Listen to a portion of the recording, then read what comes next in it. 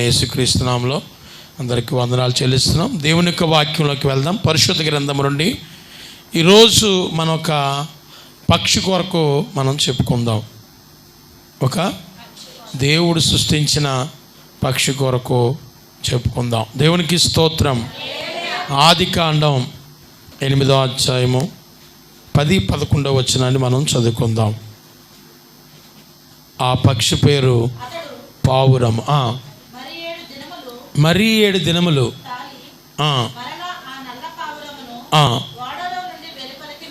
వాడలో నుండి వెలుపలకు విడిచెను. సాయంకాలమున అది అతని యొద్దకు వచ్చినప్పుడు త్రుంచబడిన ఒలివ చెట్టు ఆకు దాని నోట నుండెను గనుక నీళ్ళు భూమి మీద నుండి తగ్గిపోయినని నోహవునకు తెలిసెను. దేవుడు తన పరిశుద్ధ వాక్యం మన వినికిటిలో దీవించి ఆస్వాదించబడును గాక. చిన్న ప్రార్థన చేద్దామా? ప్రభు మాతో మాట్లాడండి అని. దయగల తండ్రి, కృపగల ప్రభు, నీకు వందనాలు. గతించి వారం నుంచి వారం వరకు మమ్మల్ని కాచి కాపాడావు. మమ్మల్ని అందరినీ నీ సజీవ రెక్కల చాటును మమ్మల్ని భద్రపరిచావు.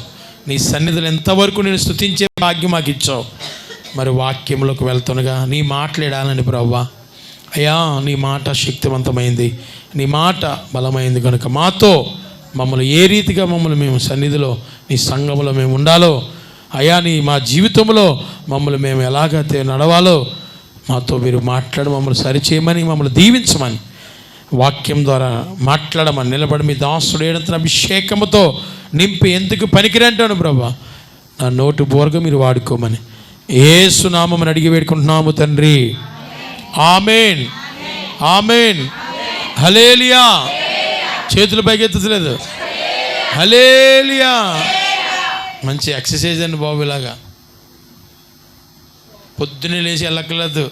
దేవుని ఆరాధనలో చక్కగా ఎక్సర్సైజ్ చేస్తే మొత్తం నరాలన్నీ సాగుతాయి. బ్లడ్ ప్రెషర్ బాగా పాటలు పాడేటప్పుడు చక్కగా టపట్లు కొడితే గుండెకు బలం అంట. ఆమా రక్తప్రవాహం చక్కగా పనిచేస్తుందంట. గుండె నొప్పులు రావు, గుండె బలహీనతలు కూడా రావు. దేవుడు అన్ని అవయవాలు బాగుండడానికి అన్నీ ఇచ్చాడు. మోకాలు ఎత్తే మొత్తం పైనుంచి కింద వరకు కూడా చక్కగా పుష్టిగా పనిచేద్దంట. మనకు కావాల్సిన సౌందర్యాన్ని కూడా దేవుడు హ్యాపీగా ఇస్తాడు. దేవునికి స్తోత్రం. హల్లెలూయా. మళ్ళీ సౌందర్యానికి మనం డబ్బులు కూడా ఖర్చు పెట్టక్కర్లేదు. ఎందుకు డబ్బులు లేకుండానే దేవుడు అన్నీ ఇచ్చాడు మనకి. ఎక్కడికో వెళ్ళి తిరిగి చేసి తిరిగి బలికి వెళ్ళేదే బదులు దేవుని సన్నిధిలో ఉన్నంత ఆరాధన ఉన్నంత కాలంలో కూడా ఆయన చెప్పినట్లుగా మనం పాటిస్తే మనకు అన్నీ ఆరోగ్యమే. దేవునికి స్తోత్రం. మంచిది. ఇక్కడ చదవబడుతున్న వాక్య భాగంలో నోహవు కాలంలో జలప్రయం కోసం మీ అందరికీ తెలుసు.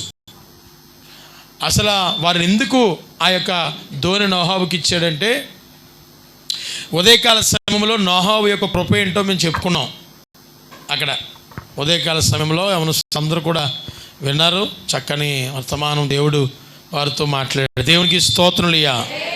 నోహవుకు కృప పొందడానికి కారణం ఏంటో, ఆ యొక్క నోహవు కాలం వాడ కట్టవలసిన కారణం ఏంటో, ఏ టైంలో ప్రభు కనుదృష్టి అంతమంది ఉంటే ఆయన మీద పడడానికి కారణం ఏంటో చెప్పుకోగలిగాం. ఇక్కడ జలప్రయం వచ్చింది. ఏ ప్రభు వాడను సిద్ధపరిచాడు. ఆయా జాతుల ప్రకారం పక్షులందరినీ కూడా లోపలికి ఆహ్వానించినప్పుడు మనుషులు ఎవరు రాలేదు, కానీ పక్షులు, జంతువులు, ఆయన సృష్టించిన మృగములు అన్నీ వాటి జతల ప్రకారంగా వాటి క్రమం తప్పున అన్నీ కూడా లోపలికి వచ్చినాయి. తర్వాత ఎవరన్నా వస్తారని చూస్తే ఎవరు రాలేదు. నోహవు కుటుంబం ఆ వాడలో ప్రవేశించబడ్డారు. ఆ వాడికి నోహవు ప్రార్థించాడు. అయ్యా అని చెప్పి ఎప్పుడైతే అది సమయం అయింది కనుక దేవుడు నిదర్శనం చూపించాడు. లోపలికి వెళ్ళి తలుపు వేసుకోమన్నాడు. నోహవు లోపలికి వెళ్ళి తలుపు వేయబడింది. 40 సంవత్సరాలు రాత్రి పగలు ఆగకుండా భయంకరమైన ఏమొచ్చిందమ్మా? తుఫాను వచ్చింది, వరద వచ్చింది. అందుకే అంత అంతస్తు పైన కట్టమన్నాడు. అంతవరకు కూడా నిండిపోయింది. ఆ వాడ తేలిపోయింది. నీరు అంతవరకు వచ్చింది. ప్రజలందరూ కూడా చాలామంది బ్రతిమలాడారు, కొట్టారు. అందరు కూడా కుక్క సావు సచ్చారు. ఎందుకంటే సమయం ఇస్తాడు దేవుడు. ప్రతిదానికి కూడా సమయం కలగు. నోహోవును బట్టి 120 సంవత్సరాలు దేవుడు సమయం ఇచ్చాడు. ఎన్ని రోజులు ఇచ్చాడమ్మా? ఒక సంవత్సరమా? 120 సంవత్సరాలు ఇచ్చాడు. 5 సంవత్సరాలు, 2 సంవత్సరాలు, 3 సంవత్సరాలు కూడా కాదు అమ్మా. మనిషి ఇస్తే ఒకసారి ఇస్తాడు, 2 సార్లు ఇస్తాడు, 3 సార్లు ఇస్తాడు. 4 రోజులు ఇస్తాను, 4 రోజులు చూస్తాం, సంవత్సరం చూస్తాం. తర్వాత ఇంక ఇసుకొచ్చి ఏం చేస్తాం?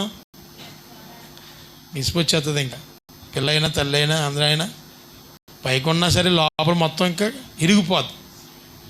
అయితే ప్రభు 120 సంవత్సరాలు ఏం చేశాడంటే అలా చూశాడు. ఎవరిని బట్టి అంటే ఒక్క నోహాబును బట్టి. కీర్తన గ్రంథం దావీదు అంటున్నాడు 34 కీర్తన 15 వచనంలో, యెహోవా దృష్టి నీతిమంతుల మీద ఉంటుందంట. ఎవరి మీద ఉంటుందంట? ఎవరి మీద ఉంటుందమ్మా? పనికివారి మీద. చదవండి. యెహోవా దృష్టి నీతిమంతుల మీద. చూసారా? వెంటనే ఆ 6వ అధ్యాయం మొదటి నుంచి చదువుకుంటే ఆదికాండం, నరులు ఎలా ఉన్నారంట? వాళ్ళకి నచ్చినట్లుగా, వారికి ఇష్టం వచ్చినట్లుగా దేవుడికి కోపం తెచ్చి సంతాపం తెచ్చేవారిగా ఉన్నారంట. ఇంక ఈ ప్రజలు నేను ఉండేమను అని చెప్పి జలప్రాయంతో కొట్టిపాడేద్దామని చెప్పేసి కోపం వచ్చి ఒక్కసారి తుడిచేద్దాం అనుకుంటే ఆ నోహాము చూడకుండా కోపం అంతా చల్లారిపోయిందంట. నీ కుటుంబం మీద శాపం కూడా తొలగిపోవాలంటే ఒక్కరైనా అలా కనబడాలి దేవుడి దృష్టికి. దేవునికి స్తోత్రం. నీతిమంతులుగానే ఉండాలి. ఒక్కడూ నీతిమంతులు లేడు అంటున్నాడు ప్రభు. దేవుని మహిమను పొందలేక మరి ఎలా నీతిమంతులు అవుతారు? ఆయన పరిశుద్ధుడు ఈ భూమి మీదకి వచ్చాడు. ఆయన యందు విశ్వాసం ఉంచి ఆయన రక్తంలో కడిగిపోయిన వారు జన్మ పాపం, కర్మ పాపం, లోక పాపములన్నీ కూడా దేవుడు శిలువ రక్తం ద్వారా మనల్ని ఏం చేశాడంటే కడిగి పవిత్రపరిచి పరిశుద్ధపరిచాడు. దేవునికి స్తోత్రం. హల్లెలూయా. అలాగే దేవుడు నీతిమంతులు చేశాడు. నీతిమంతుల మీద యెహోవా కనుదృష్టి ఖచ్చితంగా ఉంటుంది. ఇప్పుడు ఆయన కనుదృష్టి మన మీద ఉండాలి. ఎవరి మీద ఉండాలమ్మా? అంతమందిలో ఎవరి మీద ఉంది? నోవా మీదకి వచ్చేసింది. రాగానే స్కాన్ చేశాడంటే ప్రభు. స్కాన్ చేయగానే ఆయన ఎలా కనబడ్డాడంటే నీతిమంతుడిగా, నిందారహితుడిగా, దేవుడితో నడిచిన వాడిగా, నమ్మకంగా ఉన్నాడు. వెంటనే కోపం పోయి ఆయన మీదకి ఏమొచ్చిందంటే కృప పొందినవాడు అయిపోయాను. దయ పుట్టేసింది. వెంటనే దయ వచ్చేసింది. కోపం అంతా చల్లారిపోయింది. ఈ ఒక్కరిని బట్టి కోపం చల్లార్చుకొని 120 సంవత్సరాలు చూసాడండి. చూసారా? ఎన్ని సంవత్సరాలమ్మా? మరి అన్నాడు సమయం అంతా కూడా అప్పుడు దాకా చెప్పారు, చాలామంది వెళ్ళదు. అయితే అలప్రం వచ్చేసింది, తుఫాన్ అయిపోయింది. దానికన్నా ముందు ఒక కాకిని పంపించాడు ముందు పాపం నమ్మి. అమ్మా కాకి చేతి తెల్లటిదంటే మంచి గుణాలు ఉన్నాయి కొన్ని, అది ఎత్తుకెళ్ళిపోయేది. కాబట్టి మాట ఎందు, అది ఎవడ మాట ఎందో పాపం నమ్మి ఏం చేశాడంటే మొదట మనం అక్కడ చదువుకుంటే 8వ అధ్యాయము 7వ వచనం చదువుకుంటే ఒక కాకిని వెలుపలకి పోవిడిచను.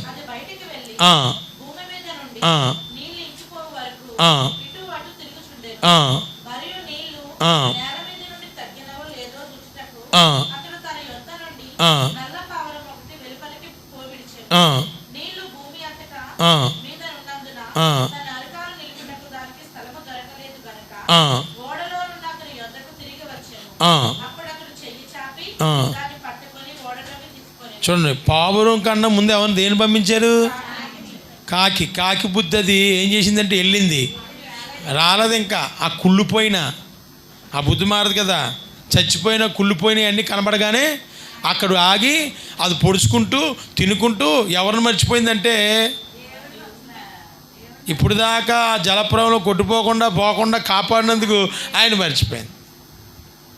అందుకే ఒక పాట ఉంటుంది, కాకిలాగా నీవున్నావా విశ్వాసీ, పావురములాగున్నావా విశ్వాసీ ఉంటుందండి. మంచి పాట ఉంటుందండి బాబాయ్. పాట మా చిన్నప్పుడు పాడేవారు.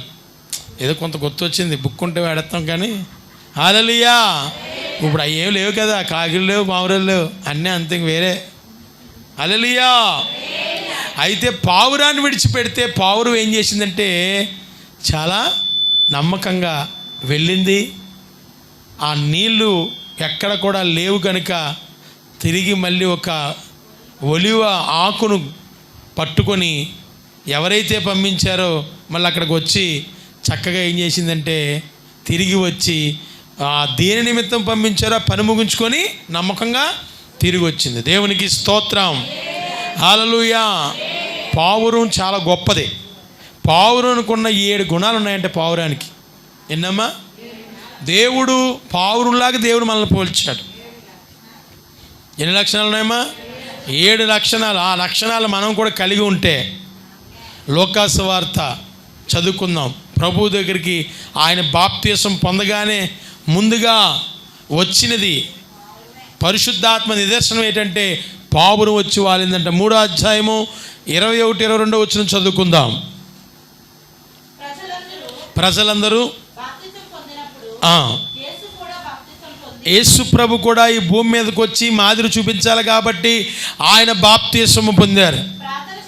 ప్రార్థన చేయుచుండగా ఆకాశము తెరవబడి పరిశుద్ధాత్మ పరిశుద్ధాత్మ ఎలా వచ్చిందమ్మా? పావురము వలె వచ్చిందంట. కాకి ఇంకా చాలా ఉన్నాయి కదా, దానికే ఆ గొప్ప భాగ్యం దేవుడు ఎందుకు ఇచ్చాడు? పరిశుద్ధాత్మకు సూచనగా దానికి ఏంటంటారు ఇంకానే దాన్ని ఏమంటారమ్మా? సూచనగా, పరిశుద్ధాత్మకు సూచనగా దాన్నే ఎందుకు అక్కడికి పంపించాడు అంటే దానికి 7 గుణాలు ఉన్నాయంట.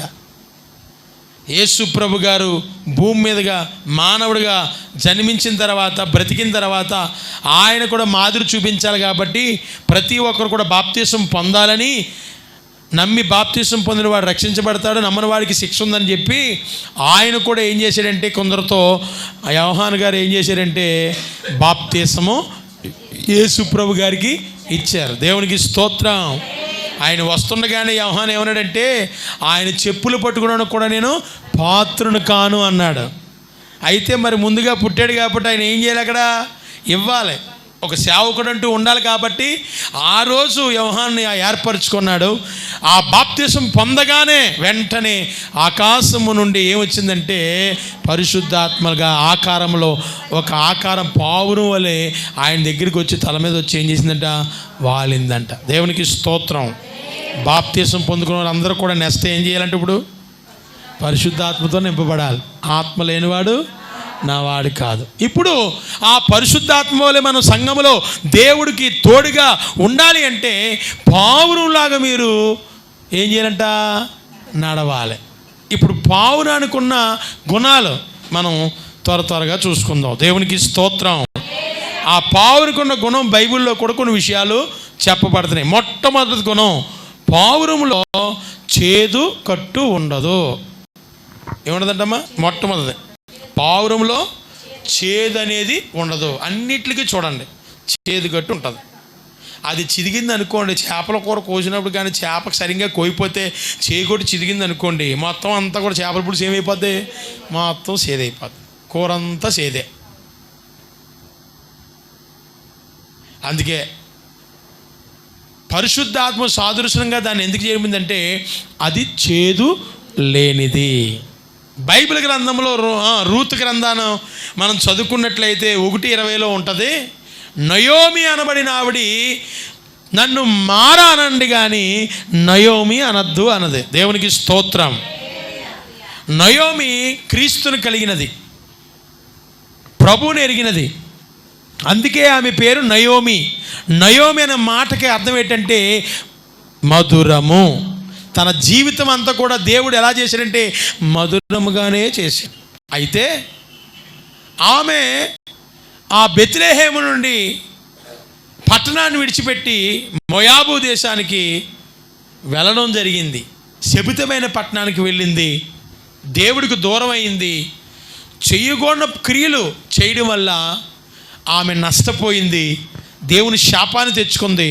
తన జీవితాన్ని చేదు జీవితముగా మార్చేసుకుంది. అందుకే తిరిగి మళ్ళీ రూతుల వల్ల ఆ ఊరు వెళ్దాం అన్నప్పుడు ప్రయాణం చేస్తుంటే ఈమె నయోమి కదా అని ఆ ప్రజలు ఆ బెత్లెహేములో అంటుంటే నన్ను నయోమి, ప్రభువు నన్ను విడిచాడు కాబట్టి మీరు నన్ను నయోమి అనొద్దు, నన్ను ఏమనాలంటే మారా అంటే చేదు.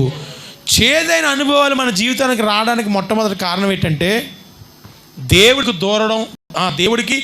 దూరం అవ్వడం, తర్వాత దేవుడికి ఇష్టమైన పనులు మనలో ఉండడం. నయోమి అనే మాటకి మధురం. తన జీవితం ఎలాగుండేదంటే ఎక్కడంటే అలా మొదటి స్థానం ఏంటంటే, చదవండి ఒకసారి 1:20 మనసు.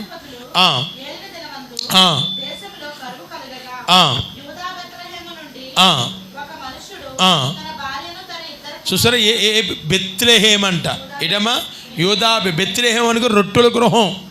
యేసుప్రభు గారు జన్మించిన ప్రాంతం అది ఆశీర్వదించబడిన పట్టణం. చాలామంది దేవుడు మనల్ని ఆశీర్వదించారు. అందుకే పైకి బాగానే ఉంటాయి, మంచి చేప తీసుకున్నాం, కానీ కోసేటప్పుడు ఆ చేతిగట్టు కానీ సరిగ్గా తీయపోతే చేప పులుసు నువ్వు ఎంత రేటు కొన్నా ఆ చేపల పులుసు అంతా బయట పడేసి వస్తుంది, తినలేం. మీరు ఎప్పుడైనా చూసారో లేదో కానీ చేతిగట్టు కానీ జాగ్రత్తగా తీయకపోతే మొత్తం చేపల పులుసు అంతా ఏమైపోద్దమ్మా, ఇంకా తినలేము, మొత్తం చేదైపోతుంది అంతా. నువ్వు ఎన్ని రుచి రావాలని ఎన్ని మసాలాలు, ఎంత కారమై, ఎన్ని టేస్టులు రావాలని చెప్పి మీరు ఎన్ని పుల్లేస్తావో వేయి, ఆ చేతిగట్టు పొరపాటును కానీ చిదిగిందా, అందులో చిదిగి కలిసిందా కనబడదు. మళ్ళీ అది కలిసినట్టు కూడా కనబడదు. కానీ చేపల పులుసు అంతా కూడా ఎలా ఉంటుందంటే చచ్చిపోతుంది, చేదు, తినలేం. మంచి చేప కొనుక్కున్నాం, ఫ్రెష్ చేప కొనుక్కున్నాం, డబ్బులు ఎట్టి కొనుక్కున్నాం, కానీ అదేమైందంటే చేదుగా వచ్చేసింది. దేవునికి స్తోత్రం.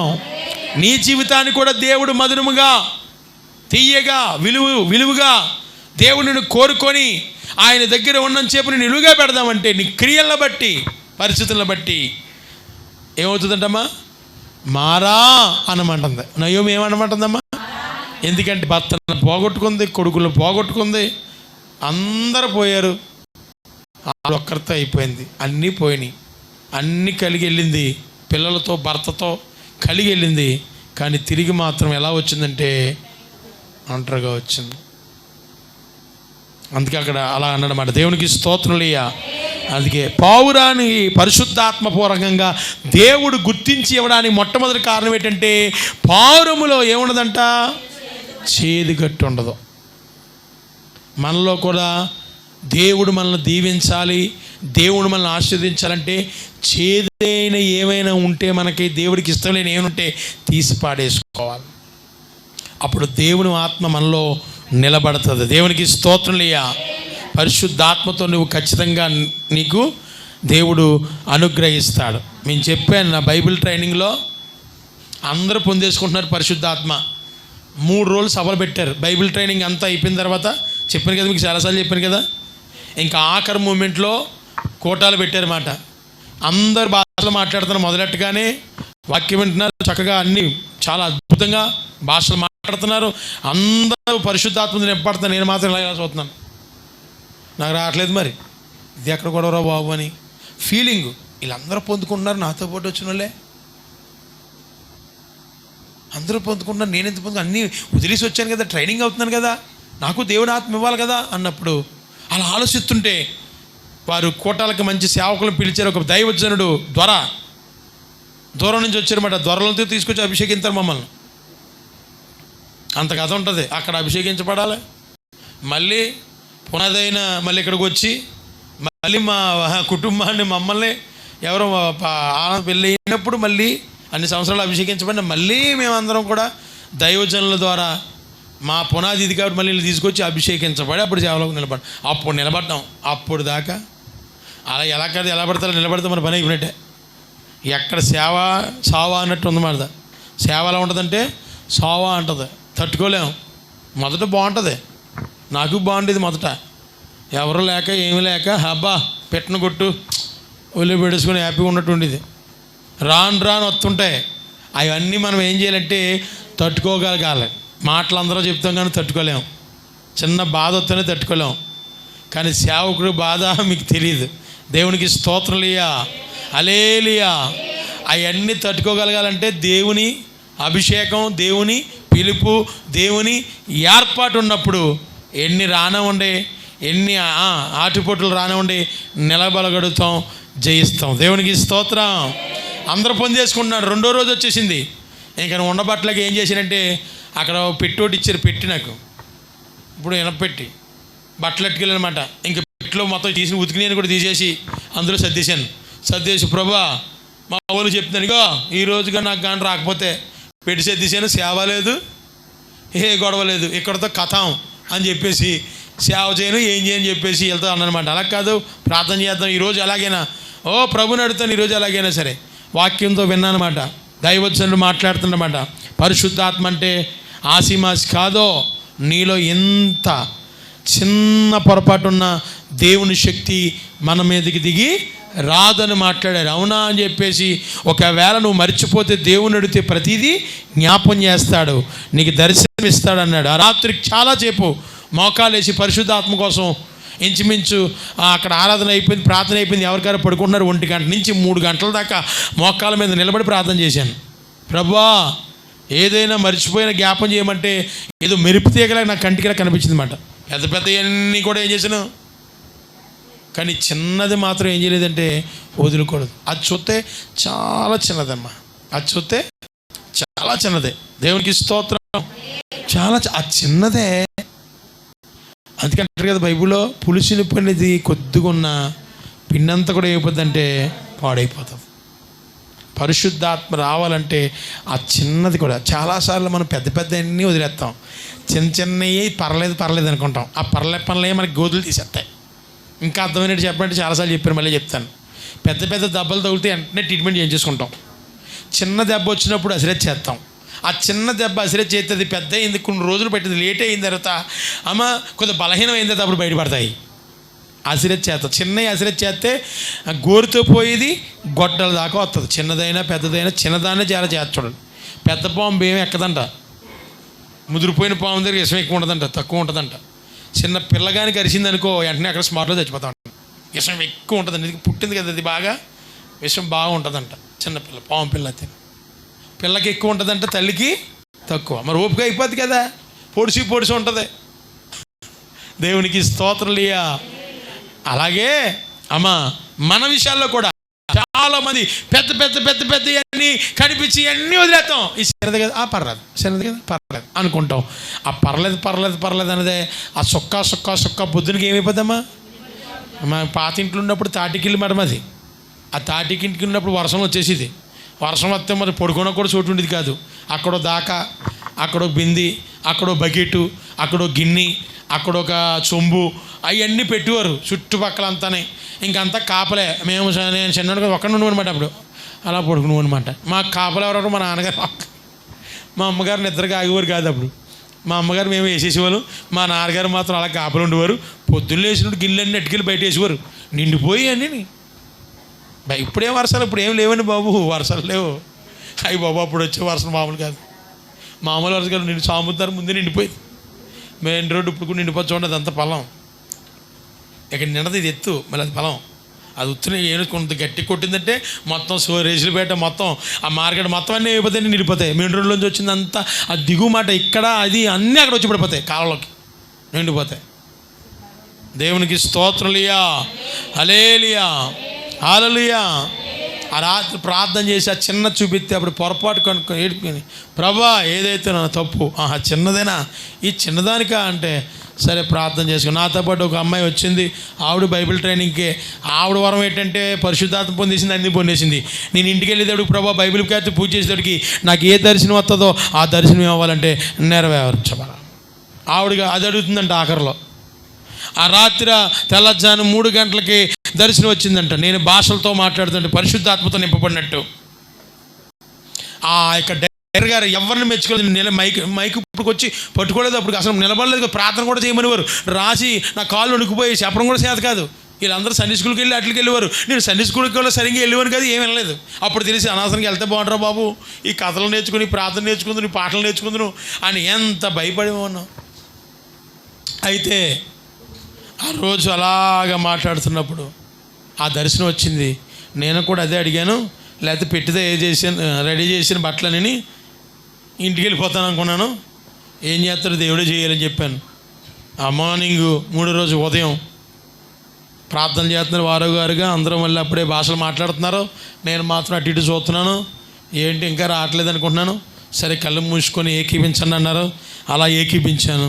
సడన్గా బలిపీఠం చాలా పెద్దదన్నమాట. అది రాజమండ్రిలో ఉంటుంది దేవాంశ ఎప్పుడైనా వెళ్తే బైపాస్ రోడ్డు మీద ఉంటుంది పెద్ద చర్చి. ఆ లోపలికి వెళ్తే బలిపీఠం ఎలా ఉంటుందంటే ఇది ఇంకా ఎత్తు ఉంటుంది, ఇంత ఉంటుంది. ఇలాంటి మెట్లు 3 ఎక్కి బలిపీఠం దగ్గరికి వెళ్ళాలన్నమాట. ఇంత పెద్దదే. అక్కడ వెనకాల పెద్ద ఆర్చ్, 2 చేతులు కాసి చేతులు చాపినట్టు ఉంటాయి. బలిపీఠం నుంచి ఒక్కసారి పెద్ద వెలుగున టపక్కమని తాగిందన్నమాట. చూడండి, అప్పుడప్పుడు మనకి ఆ మెరుపులు వస్తాయి కదా, ఎంత వెలుగు వస్తుంది. ఆ మెరుపులాగా అలా వచ్చి అక్కడి నుంచి ఆ చేతుల్లోంచి వచ్చి తప్పని కొట్టింది అంతే. అప్పటికి నాలో నేను లేను. ఇంకా నీకేం జరిగిందో నాకు తెలీదు. నా లేచిన తర్వాత అంతా అయిపోయిన తర్వాత లేచిన తర్వాత నేను ఎక్కడ ఉన్నానంటే బలిపీఠం ఆ 2 మెట్లు కూడా ఎక్కేసి అక్కడ ఉన్నాను. నాకు తెలియదు అసలు. చేతులేమో ఏళ్ళు బద్దలైపోయి రక్తాలు కనబడుతున్నాయి. రక్తాలు ఏంటిదని అడిగితే ఎప్పుడు కూడా చెప్పడానికి నిలబడలేను. ఆ డైరెక్టర్ గారు అడిగేటప్పుడు నా సాక్ష్యం అంతా చెప్తే డైరెక్టర్ గారు నన్ను కౌగులించుకొని ఆ రోజున కన్నీళ్ళు కాచి ముద్దాడి ఎంత ప్రేమించారో. అక్కడ ఉన్న వాళ్ళందరూ కూడా అలా చెప్తుంటే ఎంత చూశాను, ఇలాగ అయింది, ఎప్పటి నుంచో ప్రయత్నం చేస్తున్నాను, నేను ఎలాంటి వినలేదు అని చెప్పేటప్పటికి అక్కడ వాళ్ళందరూ కూడా కన్నీళ్ళు గార్చారు. దేవుని శక్తి ఉంటే అంత ధైర్యం ఉంటుంది.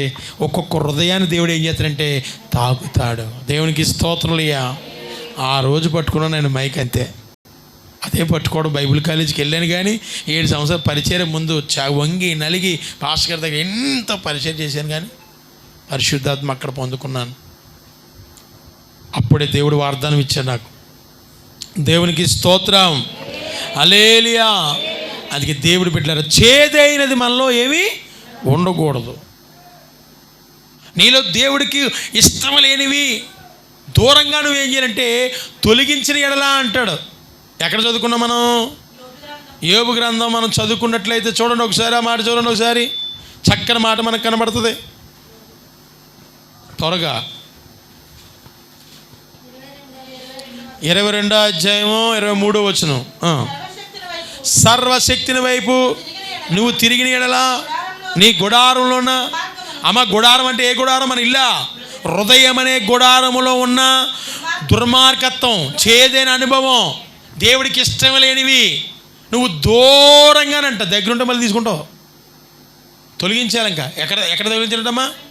దేవుడికి ఇష్టం లేనిది, ఆ చేదైనవి, ఆ చండాలమైనవి, దేవుడికి హేయమైనవి ఏదైతే ఉన్నాయో దూరంగా నువ్వు తొలగించిన ఎడలా అప్పుడు నువ్వేమవుతావంటే అభివృద్ధి. మన అభివృద్ధి అంటే ఊరకనే రాదు. దేవుడు ఉండాలి. దేవుడు ఉండాలంటే ఆత్మ నీలో ఉండాలి. ఆత్మ నీలో ఉండాలంటే చేదైనది ఏది నీలో ఉండకూడదు. దేవుడికి ఇష్టం లేని ఏది ఉండకూడదు. అందుకే పావురంతో పరిశుద్ధాత్మతో దేవుడు ఎందుకు అలాగా వాడుకున్నాడంటే, ఆ పావురం దేవుడు వాడుకున్నాడంటే అది నీతి కలిగింది, నమ్మకమైంది. మొదట తన యజమానుడు పంపించిన తర్వాత కృతజ్ఞత కలిగి మళ్ళీ తిరిగి ఏం చేసింది? కాకొచ్చిందా? అయ్యో ఇంతకాలం జాగ్రత్తగా కాపాడగలిగిన కాకి ఒక వార్త చెప్పడానికన్నా వచ్చిందా?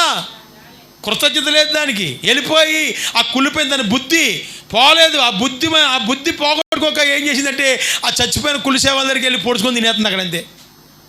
హల్లెలూయా. అవునా కదా? మన పరిస్థితి అలా ఉండకూడదు. మనం కృతజ్ఞత కలిగి ఉండాలి. దేవుడు చేసిన మేలు ఏది ఎప్పుడు కూడా మనం ఏం చేయకూడదంటే మర్చిపోకూడదు. సాయం చేసిన వాళ్ళు కూడా మర్చిపోకూడదండి. మేలు చేసిన వాళ్ళు కూడా ఏం చేయకూడదు? మర్చిపోవాలి. అందుకే కన్యక తన ఆవరణాలు మర్చిపోయినా, పెళ్లి కుమార్తె వడ్డానం మర్చిపోయినా, నా ప్రజలు లెక్కలేని సార్లు మర్చిపోతానండి. ఎంత బాధపడుతున్నాడో ప్రభు చూసాను. ఎద్దు తన కామందును మర్చిపోనా, గాడిద తన సొంత తోటిని మరిచిన నా ప్రజలు. యెషయా గ్రంథం 1వ అధ్యాయంలో ఉంటుంది. ఎన్ని ఉన్నాయో అలాగా మరిచిన. దేవునికి స్తోత్రం. అందుకే మొట్టమొదటిది దాంట్లో ఏముంటుందంటే పావురాని గుణంలో మొట్టమొదటి గుణం ఎడమ చేదైనది లేదు. అందుకే పరిశుద్ధాత్మను సూచనగా ప్రభు అక్కడ బాప్తిసం పొందగానే ఆ యొక్క రూపం అక్కడికి వచ్చిందంట. ఎలా వచ్చింది? అది పరిశుద్ధాత్మ సూచనగా పావురం వలె వచ్చింది. దేవునికి స్తోత్రం.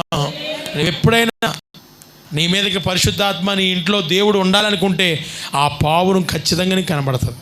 అదే నేను డైరెక్ట్గా దేవుడు కనబడ్డా, పరిశుద్ధాత్మ ఏం కనబడుతుందా? ఆ ఆకారం నాకు కావాలంటే ఖచ్చితంగా దేవుడు నీ ఇంటి చుట్టూ ఏం తెలుస్తుంటే పరిశుద్ధాత్మ చుట్టుకొని ఉంటుంది. దేవునికి స్తోత్రం. హల్లెలూయా. రెండవది చదువుకు మనం రెండవది ఏంటంటే నిష్కలమైన చూపు. అంటే నిష్కలంకమైన చూపు అంటే నిష్కలంకమైన జాలిగల చూపు. క్రీస్తుని అంగీకరించిన తర్వాత మనం కూడా ఏ చూపు ఉండాలమ్మా? జాలిగల చూపు. యేసుప్రభు గారు చూపు ఎలా ఉంటుంది తెలిసినమ్మా? ఇలా ఇలా జక్కయ్య కాసి ఇలా చూడగానే జక్క ఏమైపోయాడు? మారిపోయాడు. కొన్ని చూపులు మీరు అర్థం చేసుకోండి. కొన్ని చూపులు ఎలా ఉంటాయి?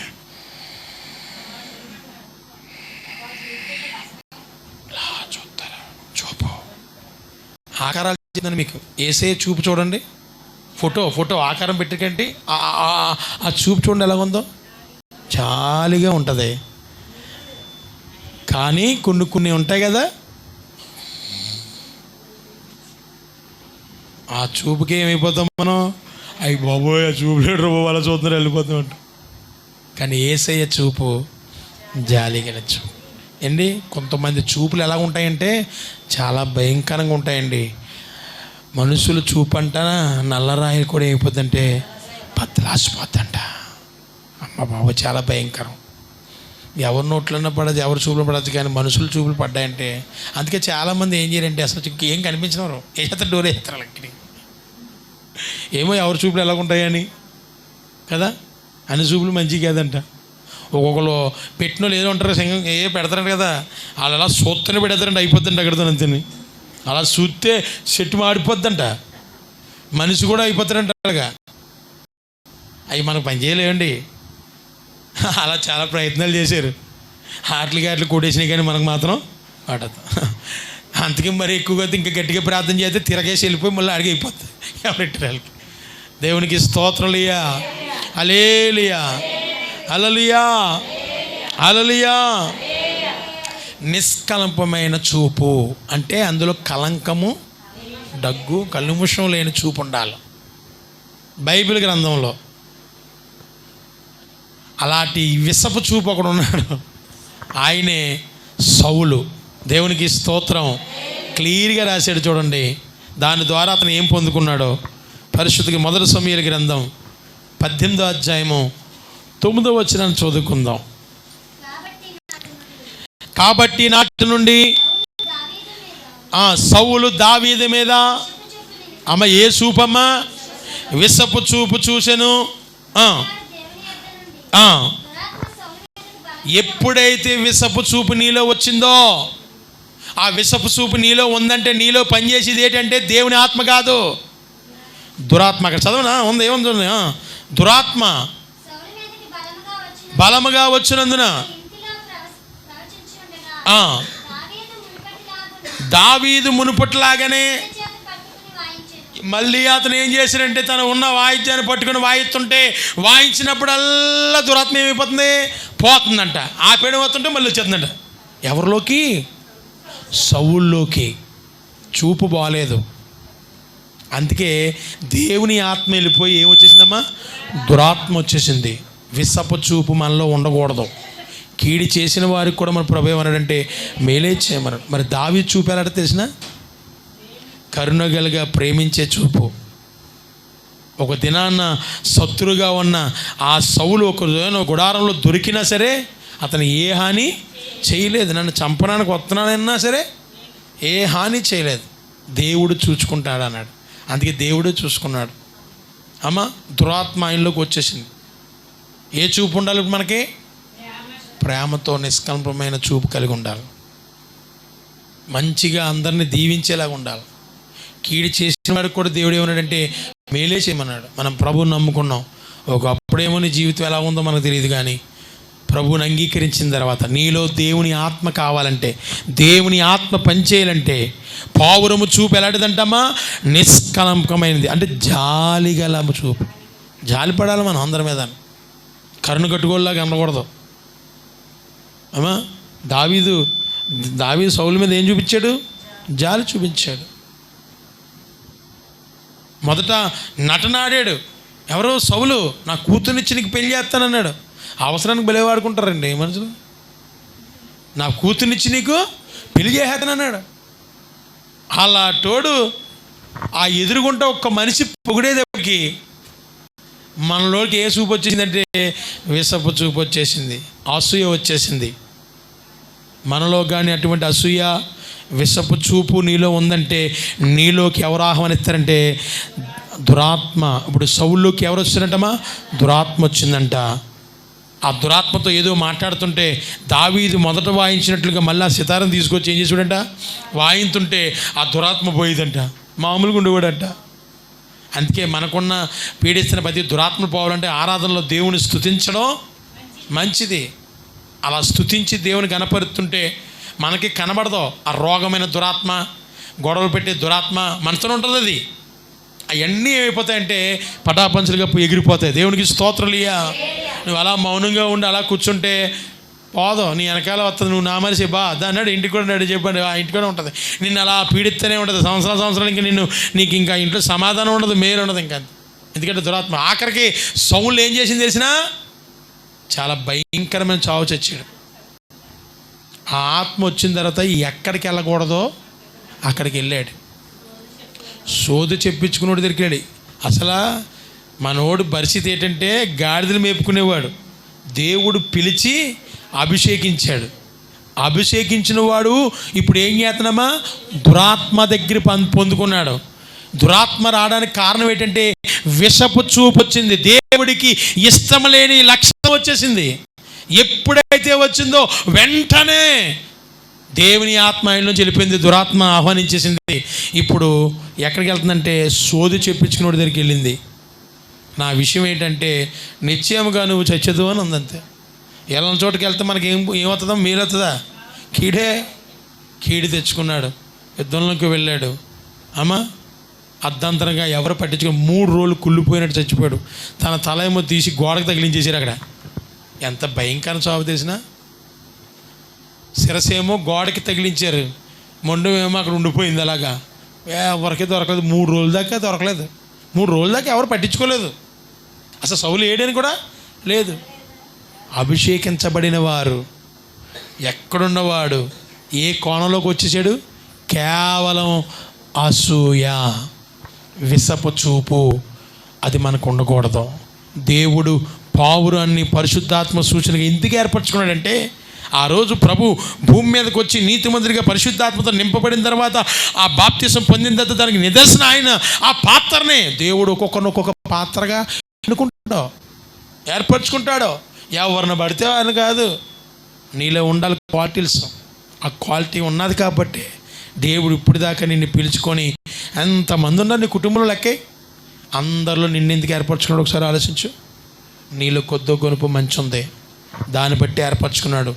దానికి మించిన ఉంటే నిన్ను తీసుకెళ్ళి ఎక్కడో పెడతాడు. దేవునికి స్తోత్రులియా. నిలబడాలి.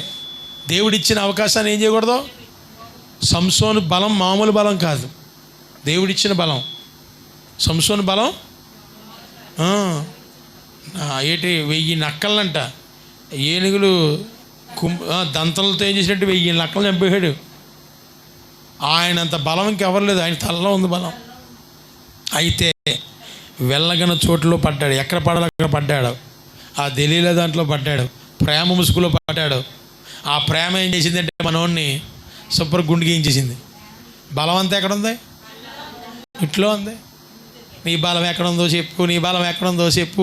ఇసిపిచ్చేస్తే ఏమవుతుంది? ఇంకా చెప్పలేదు. ఇంకా ఒళ్ళో పెట్టుకుని జలమంతా నన్ను నమ్మవా అమ్మా, నన్ను నమ్మవా అంటే ఏం చేద్దాం? ఇంకా బాబో నన్ను ఇసుకెత్తున్నా అని చెప్పి నా తల్లో ఉందన్నాడు అంతే. ఫిలిప్తీన్లు అందరూ రమ్మన్నారు, అక్కడక్కడ కట్ చేసేసి మేకులు వేసేసే. కానీ బాబో బలవంతం ఏమైపోయింది? ఎర్రనీకుతున్నాడు. ఇలాగా ఎక్కడ ఉంది? ఇంకా దేవుడు ఇస్తాడు. ఇచ్చిన దాన్ని నువ్వేం చేయాలంటే నిలబెట్టుకోవాలి. ఎక్కడ పెడితే అక్కడ పెట్టి ఎలా పెడితే అలా ఉన్నావంటే దేవుని ఆత్మ నీలోంచి పోతే దురాత్మ చోటు చేసుకుంటుంది. ఇంకక్కడి నుంచి నీ స్థితి ఎలా ఉంటుందంటే చాలా భయంకరంగా ఉంటుంది. అందుకే అస్సలు ఎవరికి భయపడాలంటే దేవుడికి భయపడు. నీకు ఒక తలంత ఇస్తాడు, దేవుడు నిన్ను వాడుకోవాలనుకుంటాడు. అది నమ్మకంగా నువ్వు నిలబడితే ఏదైనా నీలో నిష్కలంపులనేది విషపు ఆలోచనలు, విషపు చూపులు, దేవుడికి ఇష్టం లేని క్రియలు నీలో కనబడితే దేవుడు ఆత్మ పక్కకి వెళ్ళిపోతే వెంటనే వచ్చేద్దంట. ఎంత నుంచి ఎప్పటి నుంచో తిరుగుతుందంట. అలాగా ఎప్పుడు దొరుకుతావా అని తుసుక్కుమని వచ్చేద్దంటే. చూడండి, అంత అభిషేకించబడిన వాడు సౌలు జీవితాన్ని రాజు అయినవాడు అర్ధంతరం సాగు చేయండి బాబు. ఎందుకు పనికిరాని సాగు తెచ్చాడు. మన జీవితం కూడా పనికిరానట్టు అయిపోతుంది. అందుకే అక్కడ చదువుకున్నాం కదా, ఏం చదువుకున్నామా? దావీదు కాలంలో 18 9 వచ్చు. ఎవరి మీద అంటమ్మా? దావీదు ఏం తప్పు చేశాడు చెప్పండి? యేసుప్పు చూపు చూడనాకు ఏం తప్పు చేశాడు? నువ్వే కదా, నేను చంపుతానయ్యా సున్నతి లేనోళ్ళు, నేను సున్నతి కలిగినోడిని చంపుతానంటే నువ్వే కదా కూతునిచ్చేసేస్తాను అని. ఎన్నైనా నెత్తాం మనం, అవకాశవాదును బోళ్ళు చెప్పేస్తాం. సమోచనడికి ఏమిద్దామా? మనిషి దగ్గర ఓ మాట, మనిషి దగ్గర నాటకం, ఇవన్నీ ఎవరు చూస్తున్నా తెలిసినా? దేవుడు చూస్తున్నాడు. డొక్క తీసేస్తాడు, నేను బ్రతకనివాడు, ఇంకా చంపేస్తాడు. ఇంకా ఒక్కసారి మనం పొరపాట్లు అందరూ చేస్తారు, అక్కడితో తెగమించుకొని జాగ్రత్తగా దేవుడి దగ్గరికి వచ్చినప్పుడు మనం జాగ్రత్తగా ఉండి నీతిగా బ్రతికితే నిన్ను తీసుకెళ్ళి ఎక్కడ పెడతాడు, లేకపోతే భూమి మీద ఉండకుండా చేసేస్తాడు. ఈయన బ్రతుకు ఏమైపోయింది? రాజ బ్రతుకు. ఎవరిదమ్మా? అభిషేకించబడ్డాడు రాజు. కానీ ఎప్పుడైతే విషపు చూపు దావీదు మీదకి వచ్చిందో దేవుడు ఆత్మ ఆయనలోంచి వెళ్ళిపోయింది. ఇంక దేవుడు ఆత్మ పనిచేయదు నీలో, అస్సలు ఉండదు. ఇంక దెయ్యం వాడేసుకుంటుంది నిన్ను. లోపల ఉన్నవన్నీ కూడా వాడేద్ది.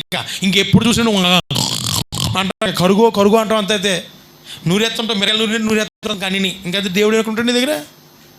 పౌరం ఎలా ఉంటుందంట? జాలి కలదంట. నువ్వు దేవుని నమ్ముకున్నది ఆత్మ ఉంటే నీలో జాలి ఉంటుంది. కనికరించాలి నువ్వు. ఎవరిని పడితే యేసుప్రభుకి లేదా? ఆయనకి అధికారం లేదా?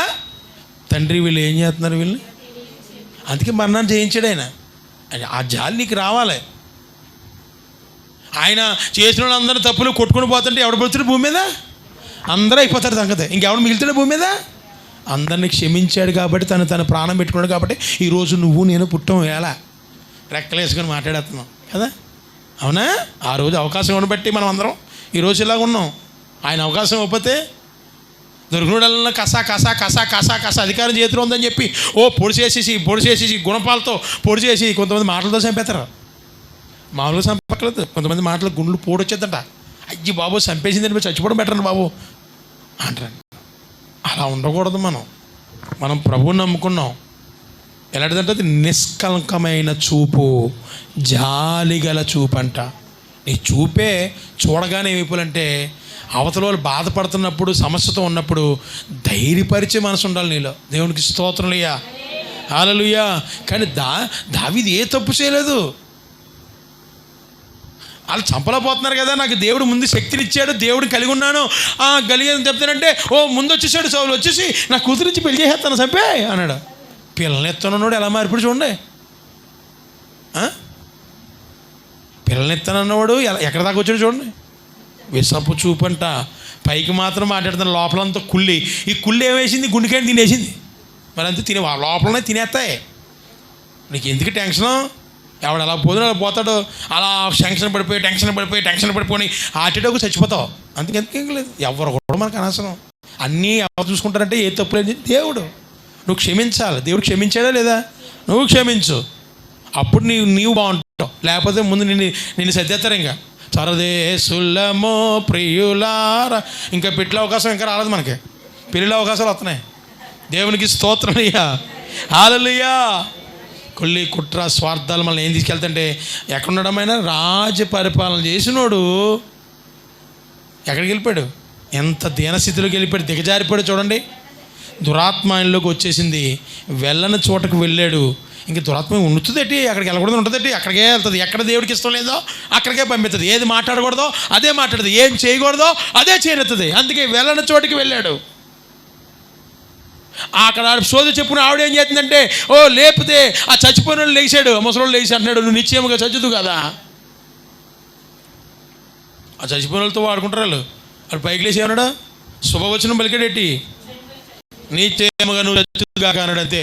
నిజంగా అలాగే ఏమైపోయాడంటే కుక్క చావు చచ్చాడు. రాజు అయ్యి ఉండి 3 రోజుల దాకా ఎవరు పట్టించుకోలేదండి. ఎంత అనాథ శవం అయిపోయాడు చూడండి, ఎంత నీచకంగా. వద్దు మనకు అలాగా. పావురమును దేవుడు ఏర్పరచుకున్నాడు, నిన్ను దేవుడు ఏర్పరచుకున్నాడు. నిష్కలంపమైన చూపు. రెండోది ఏంటమ్మా? ఏ చూపు ఉండాలి నీకు? అంతే. కళ్ళుతో పొడిచేస్తారంట ఒకసారి చూస్తేనంట అండి. అప్పుడప్పుడు సైకిలే కళ్ళుతో అంటే చాలు ఆయన అలా ఆగిపోలే ఏమండి కదా. కొంతమంది మనకి కళ్ళుతోనే అండితోడికి అలాగే అలాగే అలాగే. మన ఆర్గనైజేషన్లో కుటుంబం వచ్చింది. పేర్లు చెప్పను, పేర్లు చెప్తే బాబాయ్ ఉత్తరాల కన్నా దానికి వెళ్ళిపోతాను, ఎక్కడికి వెళ్ళిపోతాను అన్నీ చాలా తెలిసండి. ఏ విచిత్రం ఇక్కడ ఉండలేదు, ఎంత బేగి వెళ్ళిపోతున్నాయో తెలుసా. అమ్మ బాబా చాలా భయంకరులు ఉన్నారండి. మీరు అందుకే బాగా నలగాలండి. చాలామంది నలగకపోతే చాలా కష్టం, నరకం తప్పదు. ఇక్కడ మీకు తిప్పలు తప్పవు. ఎవరితోన్నా మనం ఎటగారాలు, కానీ దేవుడితో మాత్రం ఏం చేయకూడదు, అస్సలు ఆడకూడదు. నాకైతే క్లియర్గా దేవుడు చూపించినాడు. కానీ నేను ఏం చేయాలి? ప్రభువా మానవులనైనా క్షమించిన ఆయన, బిడ్డలు నిలబెట్టి ఏది రానివ్వక నాయన, వద్దు నాయన మా సంఘం నాయన అని అలా ప్రార్థన చేస్తున్నాను. మార్చుకోవాలి. మార్చుకోకపోతే ఒక్క మారు రెండు మారు అకస్మాత్ డెత్. మన దేవుడు జమ్మగల దేవుడు. ఉండాలి. ఒక్కొక్కరికి అరగదండి, ఒక్కొక్కరికి అరగదు. నిజం. అనంతరం ఎలాగ అరగదు. ఒక్కొక్కరికి చూసినట్టునే అడిగేసినట్టునే చెప్పుకోకపోతే అది అది బుద్ధి. అది లేకపోతే అలా అన్నం అరగదండి. ఒక ఆవిడ అంటుంది అలా చెప్పకపోతే నాకు అన్నం అరగదండి. అది అలవాటు అయిపోయిందంట. ఒక ఆవిడ అంటుంది వాడికండి ఎవరో గొడవ నీకు ఎందుకంట అసలు చెప్పు.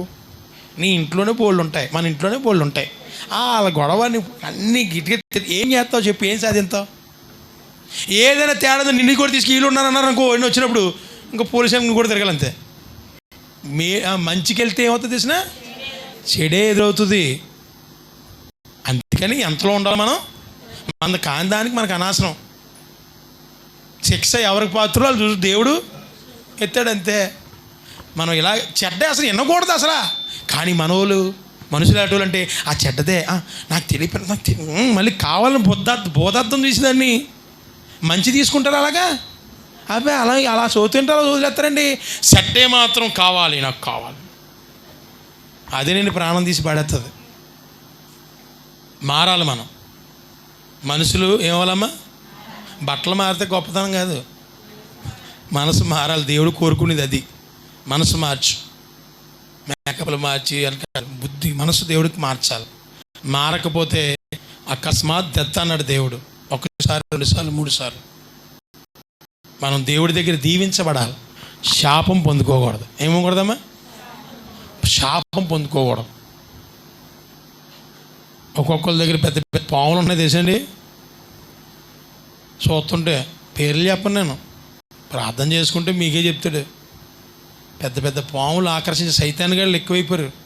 అంటే ఏముంటే ప్రార్థన ఉండలేదు. గొడవలో గోళ్ళు, వాళ్ళ గొడవ వీళ్ళు గొడవ, వీళ్ళు గొడవ అది తప్ప ప్రార్థన ఉండలేదు. అందుకే సైతాన్గాడు ఏం చేస్తే తాండవాడేస్తున్నాడు.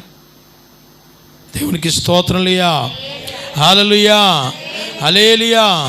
నిష్కలంకమైన చూపు, అది జాలిగల చూపు. ప్రభు చూపు ఎలా ఉంటుందమ్మా? మీరు ఏ ఫోటో చూడండి చాలా జాలిగా ఉంటుంది. వేరే ఫోటోలు చూడండి చాలా పెద్ద కళ్ళు కనబడతాయి. అన్ని మొత్తం గుడ్లు బయటకు వచ్చేస్తుంటే ఒక్కొక్కరు చూస్తుంటే ఆకారాలు భయం వేస్తుంది. చూడకుండా అలా ఆకారాలు చూద్దాం. అవునా? ఆలోచించాను ఒకసారి. వెనక్కి వెళ్ళండి, నేను వివరించకూడదు, లైవ్ ఉంది కాబట్టి. కొన్ని ఫోటోలు చూద్దరికి, ఆ ఫోటోలు చూద్దరికి బాబోయ్ ఎలా ఉంటుందంటే అలా ఉంటుంది. దేవునికి స్తోత్రం. అవి ఏ తప్పు చేయలేదు. ఏమైనా తప్పు చేశాడమ్మా? సందర్భాన్ని బట్టి అక్కడ జరిగింది అంతే. అంతలోకే ఏదో ఇద్దరు ముగ్గురు ఏమన్నారంటే దావీదుకి జై అన్నారంతే. సౌలుకి వేలే, దావీదుకి అంటారు. మరి గొలియాతు నుంచి ఇంత రాజు అయ్యి ఉండి ఏం 3 రోజులు పెట్టి తిరుగుతున్నారు అలాగా. గొలియాతుని చంపనాకే దావీదు ఇలా వచ్చాడు, చంపేతానన్నాడు. నా గొప్పతనం కాదు, నేను నమ్ముకున్న దేవుడు గొప్పవాడు. నా దేవుడి ఎదుట వీడు పనిచేయడు, నేను సున్నతి కలిగి వాడిని. సున్నతి లేనివాడు అన్నాడు. ఫిలిష్తీయులు ఎవరు? బాప్తిసం లేనివారు. నేను బాప్తిసం కలిగిన వాడు, వాడంతా అన్నాడు. నేను మనకెంత సాతాను గడ ఆప్రాల్. నువ్వు రక్షించబడ్డావు, దేవుని శక్తి నీలో ఉంటుంది. కానీ ఇసపు చూపులు, భయంకర చూపులు, దేవుడికి ఇష్టం లేనివి నువ్వు చేస్తున్నావు కాబట్టి నీలో ఏముంటలేదంటే దేవుడు ఉండలేదు. దేవుడు ఉండాలి నీలో. దేవుడు ఉంటే ఏం చేస్తావు? ధైర్యంగా నిలబడతావు. అనే ఎవరు వస్తారా అని దేవునికి స్తోత్రులయ్యా. ధైర్యము కొనుపోయినా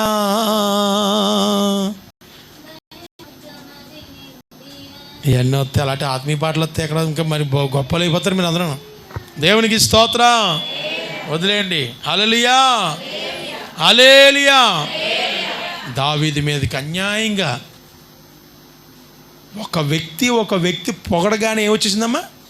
అసూయ వచ్చింది. అసూయ రాకూడదు. ఏదైనా రావచ్చు. సౌలు జీవితం చదువుకో. అసూయ అనేది వచ్చిందా అక్కడ నీ జీవితం అంతా ఇంకా ప్లాప్ అయిపోద్ది. ఇంకా తీసిపాడి ఎలాంటి దేవుని ఉంటే దేవుడికి అసలు ఇష్టం ఉండదు. స్వార్థం కానీ అసూయ కానీ విషపు ఆలోచనలు కానీ నీలో ఉంటే తీసేసుకో. లేకపోతే మనం పాడైపోతాం, మన అవయవాలు పాడైపోతాయి. మనం ఏదో అనుకుంటాం, మనం మంచం కాలు చేయలాగి మనం మంచం పడిపోతాం. ఆడు బాగానే ఉంటాడు, ఏడిసేవాడిని ఇంకా ఏడిపిస్తాడు దేవుడు. ఎవరి మీద ఏడిపించేవాడు కాడు ఏమవుతాడో ఇంకా ఏడిపిస్తాడు దేవుడు. ఆడకూడదు. మన పని కాదు అది. తప్పులు అందరూ చేస్తారు, పొరపాట్లు అందరూ చేస్తాం. ఒకరికొకరు ఏం చేయలేమా? సర చేసుకొని క్షమాపణ కలిగి అన్నాడు ప్రభు. ఒకరి ఎడల ఒకరు మీరు ఏముండాలి? క్షమాపణ కలిగి దయచూపు కలిగిన వారిని దేవుడు నిన్ను నీ కుటుంబాన్ని కూడా హెచ్చిస్తాడు. లేకపోతే ఇంకా సౌలుకి కావాల్సిన జీవితం నీకు అయిపోద్ది అంతే. ఇంక ఇంత మాటకి ఎంతవరకు అంతవరకు. లేకపోతే సౌలు జీవితం ఇంకేమైపోయింది? చచ్చిపోయాడు, అయిపోయింది, చాప్టర్ అయిపోయింది. వెంటనే రాజు ఎవరయ్యారు? ఎవరైతే యేసపు చూపు చూసావో, ఎవరైతే వేసేద్దాం అనుకున్నాడో ఆయన రాజు సింహాసనం మీద ఎక్కి కూర్చోబెట్టాడు. అది మర్చిపోకూడదు మనం. దేవునికి స్తోత్రులయ్యా, హల్లెలూయా. దావీదు ఎలాంటోడంటే ఆడు ఉన్నాడు కదా, నాకు అధికారం ఉందని చెప్పి ఒకసారి అవకాశం వచ్చింది, పొడిచేత అయిపోను. పొడిచాడా? నా దేవుడికి అప్పగిస్తానని తగ్గించుకున్నాడు, జాలి కలిగి ఉన్నాడు. ఎవరిని బట్టి? అందుకే సింహాసనం ఎక్కించాడు దేవుడు. నిన్ను కూడా తీసుకెళ్ళి ఉన్నతమైన స్థితిలో పెడతాడు. నీ జీవితం పాడైపోతే ఉన్నతమైన, నీ కుటుంబం, నీ బిడ్డల ద్వారా ఒక ఉన్నతమైన స్థితిలో పెడతాడు. అయితే మనం ఎవ్వరు కూడా పెంట కూడా లోకం మనకు అనవసరం. మన భక్తి, మన ఇల్లు, మన కుటుంబం ముందుకు సాగిపోవాలి. ఉన్నతమైన నలుగురికి సాయం చేసేవారికి ఉండాలి. మన కుటుంబం ఎలా ఉండాలమ్మా? యేసుక్రీస్తు అందరికీ ఉపకారి, ప్రభువే ఉపకారి అని కూడా ఉంది. మనం కూడా ఇప్పుడు ఏం చేయాలి? అందరికీ నీకు కలిగి ఉంటే ఉపకారం చేయి, నీకు కలిగి ఉంటే మేలు చేయి, కీడు చేయద్దు ఎవరికైనా. కీడు కొనగెందుకు? నువ్వే నాశనం అయిపోతావు. కీడికి ప్రతి కీడే వచ్చేద్దండి. అందుకే కీడు చేసిన వారు కూడా ప్రభు ఉన్నాడంటే మీరు అందరూ అక్కడ వాళ్ళు ఎంత హింసించినా వాళ్ళందరినీ ఏం చేశాడు దేవుడు? క్షమించాడు. అందుకే మరణపు ముళ్ళు ఏం చేశాడు? విరిసి లేచిపోయాడు. మూడవది చూడండి అక్కడ పరిశుద్ధ గ్రంథం నుండి పావురం లక్షణం. మూడో లక్షణం ఏంటంటే తిన్నగా నడుస్తుందంట. అది తిన్నగా నడుస్తుందంట. వంకరగా వెళ్తుంది. నడిచేటప్పుడు ఎలా నడుతుందంటే మేము పావురాలు పెంచాం పాస్టర్ గారి ఇంటికాడ. ఎలా నడుతుంది? ఇలా ఊగుతూ తిన్నగానే వెళ్తుంది. అది దాని నడక అంతా కూడా ఎలా నడుతుందంటే తిన్నగా. పౌలు కూడా తిన్ననన్న మార్గానికి వెళ్ళు అన్నాడా లేదా? ఆ తిన్నగన్న మార్గానికి వెళ్ళేటప్పుడు పౌలు సౌలుగా ఉన్నప్పుడు దేవుడు పౌలుగా మార్చాడా లేదా? ఒక దెబ్బ కొట్టి దేవుడు నువ్వు హింసిస్తున్న క్రీస్తును నేనే అని చెప్పి మాట్లాడి తనను ఎక్కడ పంపించాలో అక్కడికి పంపించాడు. ఆనాటి నుండి నిలబడి సౌలుని పేరు ఏం పెట్టాడంటే పౌలు. పూర్వం అతను హింసకుడు, దోషకుడు, హానికరుడు, వంకరగా తిరిగేవాడు. కానీ తిన్న మార్గంలో పెట్టాడా లేదా? ఇక్కడ పావురం కూడా చూడండి తిన్నని నడక నడిచేదండి. మనం కూడా తిన్నని నడకలో నడాలి. అంటే క్రీస్తు పోలి నడవాలి. ఎవరిని పోలి నడాలంటే మనం ఇంకా అటు ఇటు నడకూడదు. క్రీస్తుని పోలి నడవాలి మనం. ఎవరిని పోలి నడవాలమ్మా? ఆ లోకం వైపు కానీ ఇంకొకరి వైపు కానీ పోలికి నడిచేవంటే మనకి ఇంకా మళ్ళీ నరకం తప్ప మళ్ళీ పరలోకం ఉండదు. ఇంకా నువ్వు తిన్నని మార్గాన్ని నడవాలి. చూడండి మనకి ఎపిసిలు రాసిన పత్రిక 5వ అధ్యాయం 1వ వచనంలో ఉంటుంది. చూడండి ఒకసారి ఎపిసిలు రాసిన పత్రిక 5వ అధ్యాయం. ప్రియమైన పిల్లల వలె దేవుని పోలి నడుచుకునుడి. మిమ్మల్ని ప్రేమించి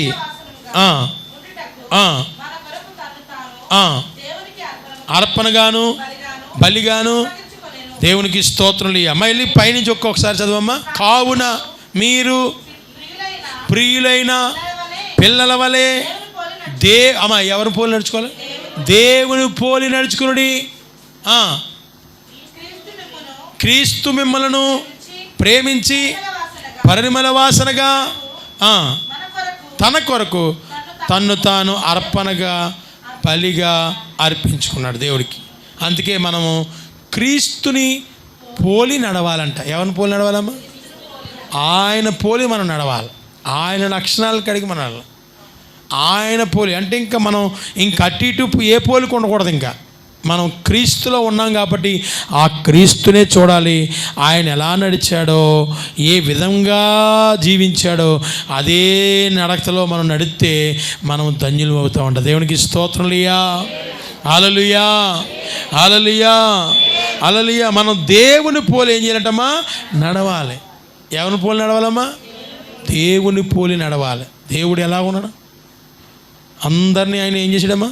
ప్రేమించి తన ప్రాణాన్ని పెట్టి త్యాగం చేశాడు.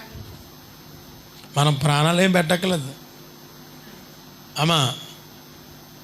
ఆయనలాగా నడిస్తే చాలు. ఆయన చూపించిన మాదిరి చూపించి వెళ్ళిపోయాడు ఆయన. అందుకే పాస్టర్ గారు ముందు మా నాన్నగారు చిన్నతనంలో ఒకసారి చెప్పారన్నమాట. నా చిన్నతనంలో పాదిరి గారు అనేవారు కాదు, మాదిరి గారు అనేవారు పిలిచేవారంట.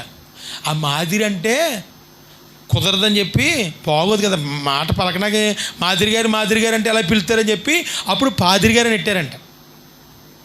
మాదిరి అంటే ఏం బాగుంటుందని చెప్పి పాదిరి, లేకపోతే మొదట ఏమనేవారంటే మాదిరి.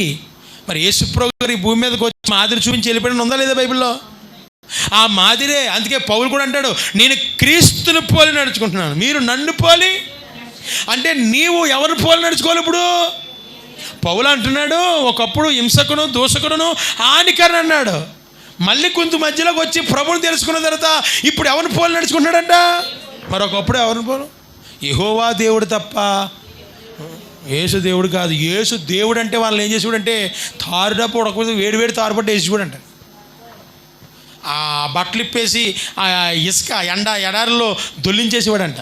బల్లింపుతో పొడిచేసేవాడు. కఠినం. యేసు దేవుడు అన్నారా వాళ్ళని హింసించి మామూలుగా యాతన కాదు, అంత భయంకరంగా ఉండేవాడు.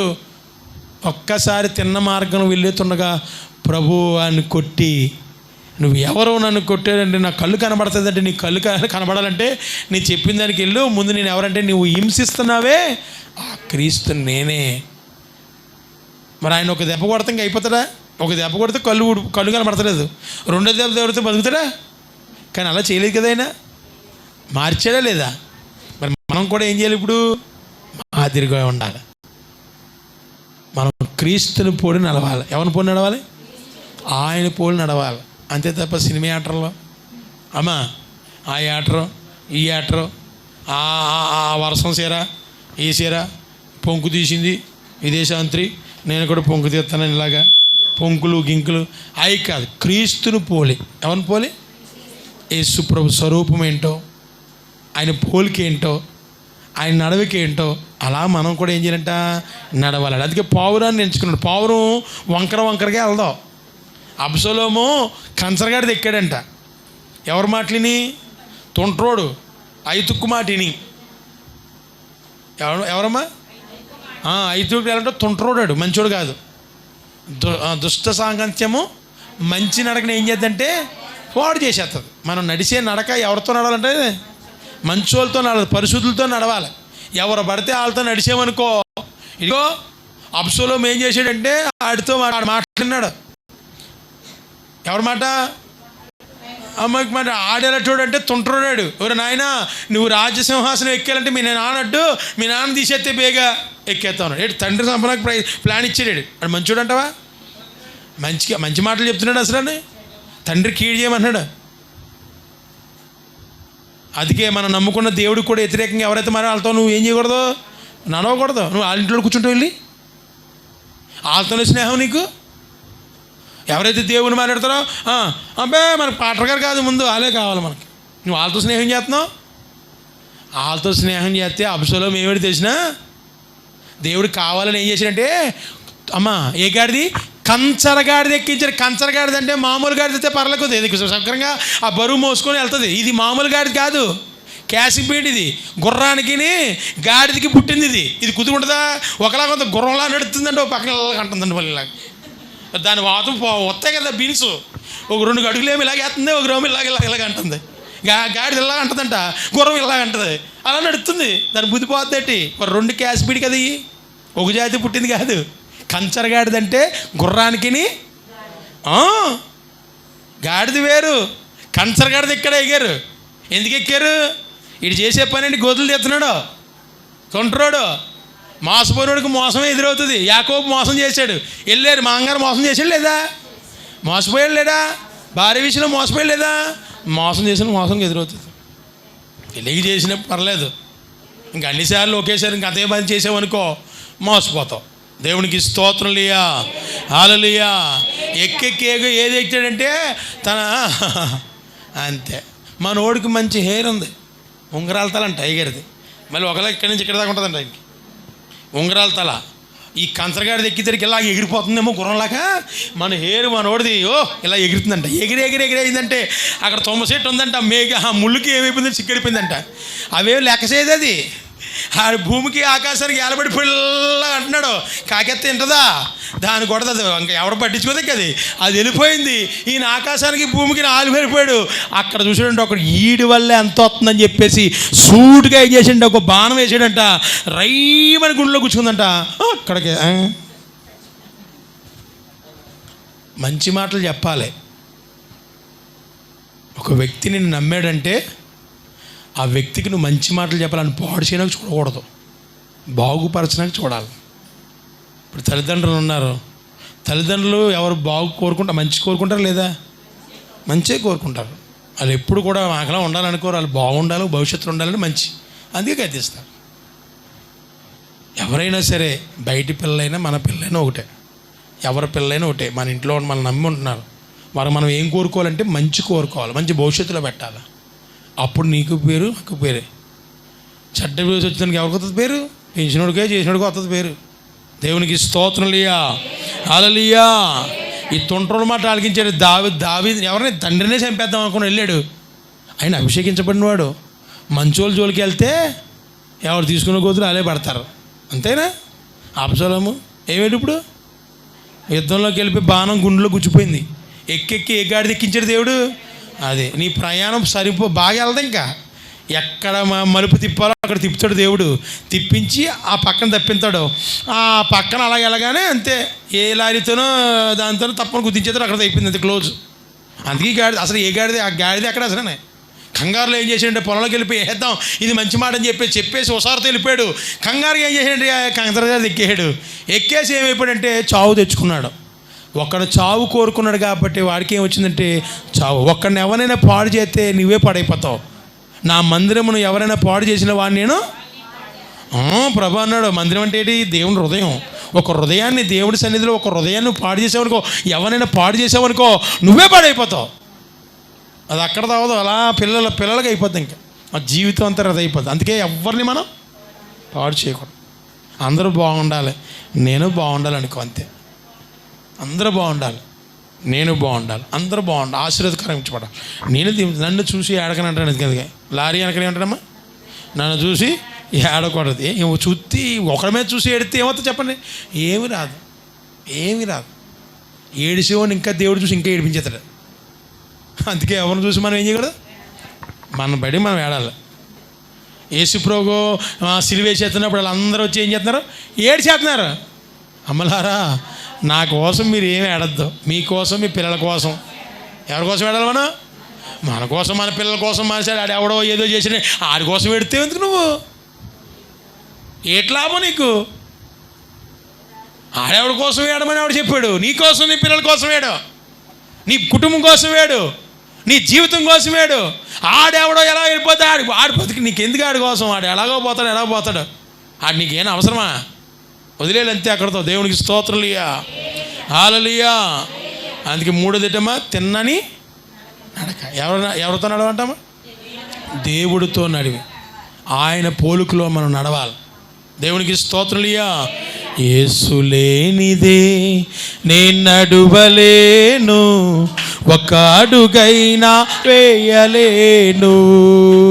యేసు లేనిదే నేను నడువలేను, ఒక అడుగైనా వేయలేను. నడిపించు నా యేసయ్యా, నా అడుగులు కూడా చప్పలు కొట్టాలి. నడిపించు నా యేసయ్యా,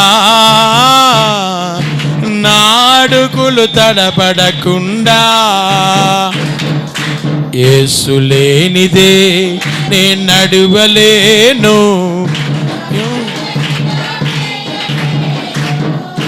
పూర్వకాలం పాట.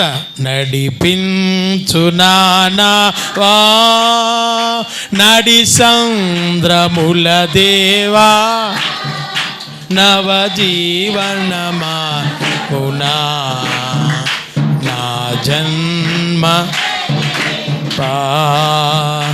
నవజీవనమా పునా నా జన్మ నడిపించు నానావా లోతైన జలములలో లోబడక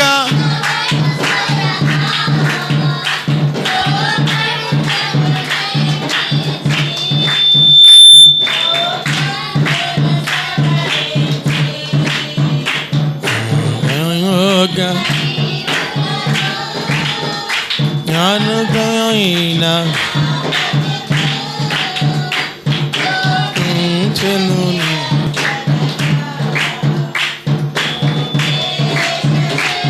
నడిపించు నానావా. ఆగు బాబు, ఇప్పుడు నడిపిస్తాడు నా దేవుడు, శ్రమలోనైనా నన్ను విడువడు. నడిపిస్తాడు శ్రమలోనైనా నన్ను విడువడు. హల్లెలూయా. అలా పాడుకుంటే ఎన్నున్నాయో. అది ఎవరితో నడవాలి? దేవుడితో నడవాలి. ఆయన పోలికలో మనం నడవాలి. ఆయన మనల్ని పరిమళ వాసనగా చేయడానికి మీరు క్రీస్తును పోలి ఎలాంటమ్మా ప్రియమైన పిల్లల వలె మీరు క్రీస్తును పోలి నడువుడి. ప్రియమైన పిల్లల్లాగంట. అమ్మా ఎలాంటి పిల్లలు? అంతేనా? లేదా ఇంకేం పిల్లలా? మనం ఎలా ఉండాలంటమ్మా? ఆయనతో నడిచిన వారు ఎలా ఉండాలంటే ప్రియమైన పిల్లల్లా. ఏడిపించే పిల్లలు కాదు అమ్మా, ఆయన బాధ పెట్టే పిల్లలు కాదు. ఆ రోజు ఒక్కసారి వేసారంట మేకులు, గాయాలు. మనం ప్రతిరోజు దేవుడికి బాధకరమైన, దేవుడికి ఇష్టమైనది ఏం చేస్తున్నామంటే రోజు వేస్తూనే ఉన్నాం. దేవునికి స్తోత్రాలయ్యా. అందుకే ఎలా వెళ్ళటమ్మా? తిన్నమైన మార్గంలో నడవాలి. పావురం ఎలా నడుతుందమ్మా? తిన్నగా నడుతుంది. మనం కూడా క్రీస్తుని పోలే నడవాలి. ఒకప్పుడు నీకు శోభన్ బాబు, లేకపోతే కృష్ణ, మెగాస్టారు, పవన్ కళ్యాణ్, ఆడేదో చేసాడు, ఆడేదో పొంకు తీసాడు, అలా దువ్వాడు, ఆ పోలిక అప్పుడు నీకు ఇష్టం కాబట్టి ఆయన మీద ఉన్నావు కాబట్టి ఆ పోలిక. మరి ఇప్పుడు నువ్వు ఎవరిని కలిగి ఉన్నావు? దేవుని కలిగి ఉన్నావు కాబట్టి దేవుని నమ్ముకొని కూడా ఇంకా నీలో పాల్గొన్నాను అనుకుని అవమానపడిపోతావు. నేను చెప్పాను చాలాసార్లు సార్, మళ్ళీ చెప్పాలా? ఏమండి చాలాసార్లు చెప్పాను మీకు. నేనే అవమాన పాలైపోయాను. అందుకని ముందు చెప్తున్నాను. నేను ఆ ఎన్టీ రామారావు బాగా ఇష్టం మాకు. ఆ ఎన్టీ రామారావు వేసినట్టు టైట్ పిట్లా వేసేవారు అనమాట. ఆ టైట్ పిట్లు ఇలా ఎగిరితే కుదురుతుంది, కాలు పైకి ఎత్తాయి, ఇలా వేసేవాళ్ళు అంతే. ఒకసారి పాస్ గారితో శాతక్క బండి, దానికి లిఫ్ట్ ఉంది, ఆ బండి మీద వెళ్తాయి. ఆ మార్కెట్లో కంగారుగా టపక్క మీకు తిరిగి మొత్తం మధ్య తిరిగిపోయింది. వద్దురా బాబు ఆ టైట్ ప్యాంట్లు ఏట్రా బాబు, మానరా బాబు అంటే మనకి ఎన్టీఆర్ గారు ఇష్టం, బూట్ కట్టలు అంటే ఇష్టం. ఆ బూట్ కట్టలు వేసుకోండి, అవి లెగితేటవి ఇలా నడాలంతే. మామూలుగా సింపుల్గా ఇలా నడాలంటే మనం ఏమో సినిమాలో చూస్తాం, ఆ టైట్లు వేసుకుంటారు కదా అని. వాళ్ళు ఏం చేయరు, ఒక బిట్టిలా అని షో ఆప్ అంటాడు, మళ్ళీ ఇలా ఒక బిట్టని 10 సార్లు తెస్తారు. అది మనం ఆడికిలా ఇలా ఎగిరామనుకో కాలు తిరిగి పడిపోతాం. అది ఎన్ని సంవత్సరాలు తెస్తారు సినిమా? 3 గంటల్లో చూపించేస్తారు. మనిషి జీవితం అది. ఎన్నో సంవత్సరాలు 3 సంవత్సరాలు 4 సంవత్సరాలు అంతా తీసి ఒక బిట్టు 30 సార్లు 40 సార్లు దాన్ని వాళ్ళు కట్ అంటాడు, ఇలా అంటాడు, మళ్ళీ కట్ అంటాడు, అంతే. అందుకని వాళ్ళు ఏం చేయరు, ఇలాగే అంతే. మనం సాగిపోతాం అంతే. మరి ఆ సాగిపోయిన వాళ్ళు మనం నడిచిన వాళ్ళకి మనకి అక్కడికి పని చేస్తాయి. అబ్బా ఆడు వేసాడు ఎన్టీఆర్ జూనియర్ ఎన్టీఆర్ వేసి నేను వేసేస్తానని చెప్పేసి అబ్బా మా వాళ్ళు చుట్టుపక్కల ఫ్రెండ్స్ అబ్బా భలేగా ఉన్నావురా బాబు, అబ్బా సూపర్ అంటే నేను ఇంకెలా అనుకోండి అంటే ఇంకా వచ్చేస్తాయి కదా, పొంగిపోతుంటాం కదా అలా మాటలు అలా పొంగిపోయి పాస్ గారేమో రే ఏంటా ప్యాంట్లు, మా నాన్నగారేమో ఏంట్రా ప్యాంట్లో తీరా బాబు ఎందుకు వచ్చిందిరా మాండ్రా బాబు అంటే నువ్వు అలా మాట్లాడుతావు, అందరూ ఏమో ఇష్టపడుతున్నారు, నువ్వేటి ఎలా తిడుతున్నావు నన్ను, అందరూ మెచ్చుకుంటున్నారు, మరి ఎవరు తిడుతున్నారు? మరి తల్లిదండ్రులకి ఏం కావాలంటే ఏమైనా అవమానం వస్తే నన్నే కదా అంటారని వాళ్ళ బాధ బాగుండాలని. ఎందుకురా బాబు వాళ్ళ మాట లేదు వీళ్ళ మాట లేదు, వీళ్ళందరూ పొగిడేస్తున్నారు, వీళ్ళకేం కావాలి బయట వాళ్ళకి ఎలా పోతే మనకిటమ్మా, మన ఇంట్లోకి కావాలి కానీ బయట వాళ్ళకి కావాలా? ఎవరి పిల్లలు వాళ్ళ బాగా చూసుకుంటారు, అలా ఉండాలి అంతే. అంతే ఒకరోజు మార్కెట్కి వెళ్ళినట్టు చెప్పాను కదా, ఆ శాతకి మళ్ళీ స్టెప్రైజ్ ఉండేది మాట టైరు వెనకాల, ఆ పైకి ఎత్తేసరికి ఎక్కడ ఉంటుంది ఇది గండితే తాప తిరిగిపోయింది అంతే. నిజం జరిగింది చెప్తున్నాను. ఇంకెక్కింది మళ్ళీ తెగలేదు. ఇంకా మా పాస్ గారు మార్కెట్ కొన్నారు అన్నారు, నువ్వు అలాగే ఉన్నాను అంతే. మరి అక్కడ ఎక్కుతా దిగితే ఎక్కేటి కుర్రోళం కదా, నువ్వేం తెక్కో నేను ఇంటి గుమ్మం దగ్గర దింపుతాను, అప్పుడు దిగిపోద్దు కానీ బాబా అని చెప్పేసి అలా తీసుకెళ్ళి మా ఇంటి గుమ్మం దగ్గర సొందు ఉంటుంది మాట, ఇప్పుడు చూపిస్తారు కాదు సముద్రం పోతే సొందు ఇప్పుడు ఉంది, ఆ సొందులో తీసుకెళ్ళి ఆ గుమ్మలో దూపాను అంతే, తర్రంలో లోపలికి వెళ్ళిపోయిన అంతే. మరి ఏం చేస్తావు ఎక్కడ దిగితే అవమానమే కదా, అవమానం పడ్డం లేదా? పాస్ కదా కూడా చెప్పి 2 నిజాలు చెప్పాను నేను అంటారేంటి తెలుసుకుంటారు కదా అని చెప్పేసి అంటారు. ఎవరి పోలిక ఇప్పుడు దేవుని పోలికలోకి రావాలి. మనుషుల పోలికలు అవి డబ్బుల కోసం చేస్తారు వాళ్ళు, అవి మనం కుదరదు. వాళ్ళు చేసో తెలియని చెప్పు ఆడికిలా ఈడికిలాగా బిల్డర్లాగా ఏదో పకాశ అంటావు ఇంకేంటావు. ఇప్పుడు ఈ పని చేయదు, నీ పోలికంతా ఎవరిలోకి వచ్చాలంటే దేవుడు పోలిక వచ్చు. అది చూపిస్తే అనేకులకు నువ్వు ఎలా ఉంటావు అంటే మాదిరికరంగా ఉంటావు. మన డేవిడ్ ఒక విషయం చెప్పాడు, చిన్న సన్నివేశం జరిగింది. మన దేవుడికి చాలా కోపం, చాలామంది చెప్తున్నారు లేండి, నాకు తెలిసిన వాళ్ళు కూడా చూసిన వాళ్ళు కూడా నిజంగా అనే 8 అని అడుగుతున్నారు. మేము వెళ్ళినప్పుడు మన పాస్టమ్గా నేను కూడా వెళ్ళినప్పుడు అమ్మాయి కూడా కానీ నాకు నేను తెలియదు కానీ అన్నీ నాకు తెలుసు నిజంగా ఎంత కోపమో ఎంత బీభత్సమో బైబిల్ ఆ కాలేజీలో అన్న సాక్ష్యం అంతే. ఆవిడ చెప్పకుండా ఉన్నాను కాదు కానీ సాక్ష్యం. ఇప్పుడు చాలా ఆ పాటలు ఆ దేవుడి పాటలు ఇవన్నీ పెడుతుంటే అసలు ఏంటి ఎలాగా అసలు ఏంటని నేను నమ్మసక్యంగా అంటే నిజమేనని నువ్వు ఎలాగో తిరిగివాడు కానీ ఆ పాస్గా నీ కోసం అలాగే చెప్పేవారు. ఇప్పుడు నీకు అది ఏ విత్తనం ఉంటుందో వస్తుంది ఖచ్చితంగా. నా ఆశ కదమ్మా నీకు తెలుసు కదా ఎవరు వస్తున్నా నీకు నువ్వు పట్టణం ఒకరు దేవుడు అలాగే ఎత్తున్నాడు అంతే. ఇంకా ఎక్కడ దాకా వెళ్తుందో బండి వెళ్తుందని అన్నారన్నమాట మాట. దేవునికి స్తోత్రలియా అలేలియా. అప్పుడు మళ్ళీ ఒకసారి మనోడు చెప్పాడు ఇలాగా పాత గొడవల్లో చాలా కోపం, అలా చాలామంది చెప్పారు అలాగే కోపం మనోడికి. అలాంటిది అంతన్నా సరే వెంటనే నాకు ఫోన్ చేశాడు, ఏం చేయమంటావు అని, నాకు కోపం తట్టుకోలేకపోతుంది, వద్దు బాబు నాకు కూడా ఒక సన్నివేశం అలా జరిగింది, నా సాక్ష్యం చెప్పాను, వద్దు మనం తగ్గించుకోవాలి. వెంటనే వాళ్ళని ఏం మాట్లాడకుండా పంపించేస్తే మనోడి దగ్గర మోకాలు వేసి కన్నీళ్ళు కాచి ప్రార్థన చేయమన్నారంట. ఎందుకు వచ్చింది ఆ భాగ్యం? అదే కొట్టేసేవనుకో అక్కడితో అసలు దేవుడికి మాదిరి అవుతుందా? ఆ కోపం చూపించేస్తే మాదిరి అవుతుందా? వాళ్ళిద్దరు అలా ప్రభువుని స్తుతించగలరా? మా కోసం ప్రార్థన చేయమనగలరా? ఆశ్చర్యపోయారంట వాళ్ళు.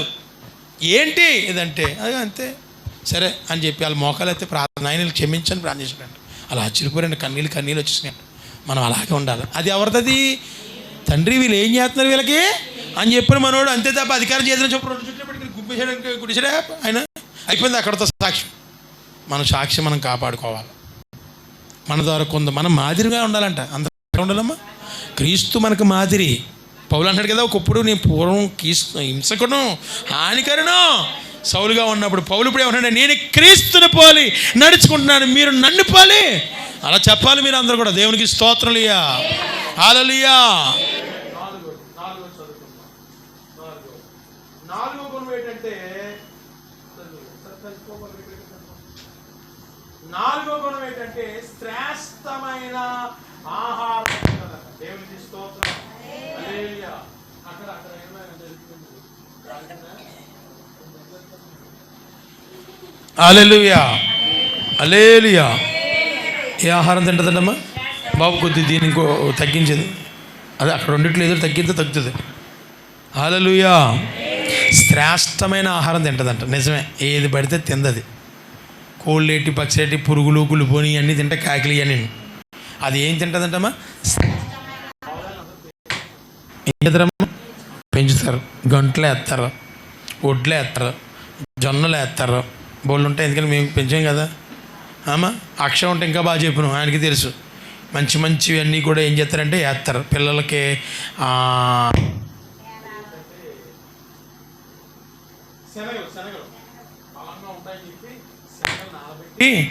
శనగలన్నీ కూడా నానబెట్టి ఆ శనగలు పొద్దున్నే ఇప్పేసి బద్దల్లా చేసి తొక్కలు తీసేసి చక్కగా తినిపించవన్నమాట. శ్రేష్టమైన ఆహారం. హల్లెలూయా, హల్లెలూయా, హల్లెలూయా. రెండు చేతులు పైకెట్టి ఒకసారి హల్లెలూయా. ఏ ఆహారం తింటుందమ్మా? శ్రేష్టమైన ఆహారం. మనం ఇప్పుడు కూడా ఏ ఆహారం తినాలి? చెత్త అంతా తింటున్నాం మనం. చెత్త ఆహారం, శరీరం కోసం మనం చెత్త ఆహారం అంతా తింటున్నాం. లోకంలోదంతా కూడా చెత్తే. మరి ఏ ఆహారం తినాలంట? శ్రేష్టమైన ఆహారం ఏంటో చూద్దాం. ఎహెజ్కేలు గ్రంథం 3వ అధ్యాయం 3వ వచనం.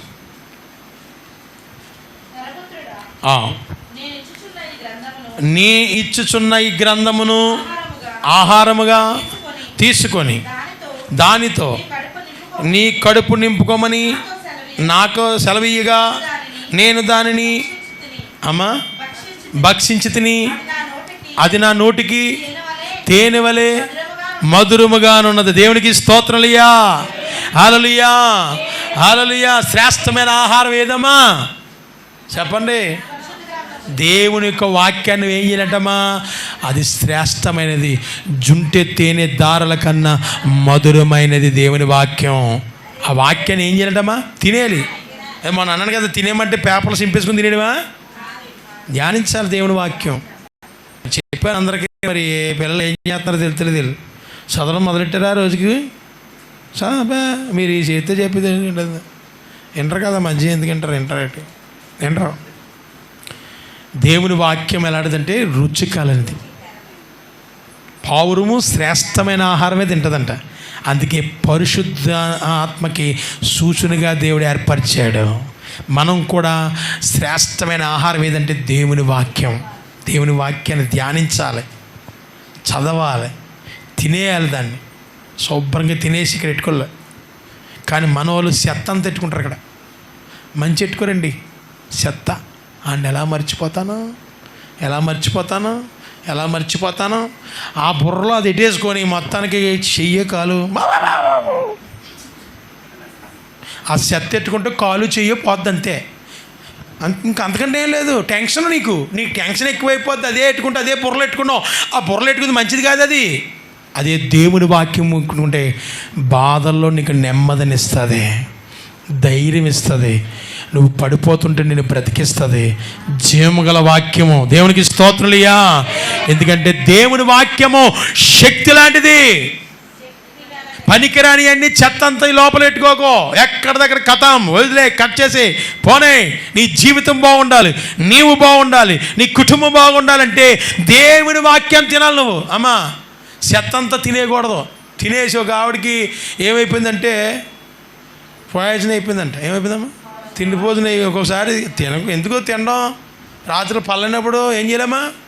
మానేయాలి. అబ్బే నోరు ఆగదు, అది పొలం అని చెప్పేసి పర్లేదు అర్ధరాత్రి తింటే అరగదు. వెంటనే తినేసినట్టే పడుకుంటే ఏమవుతాయి?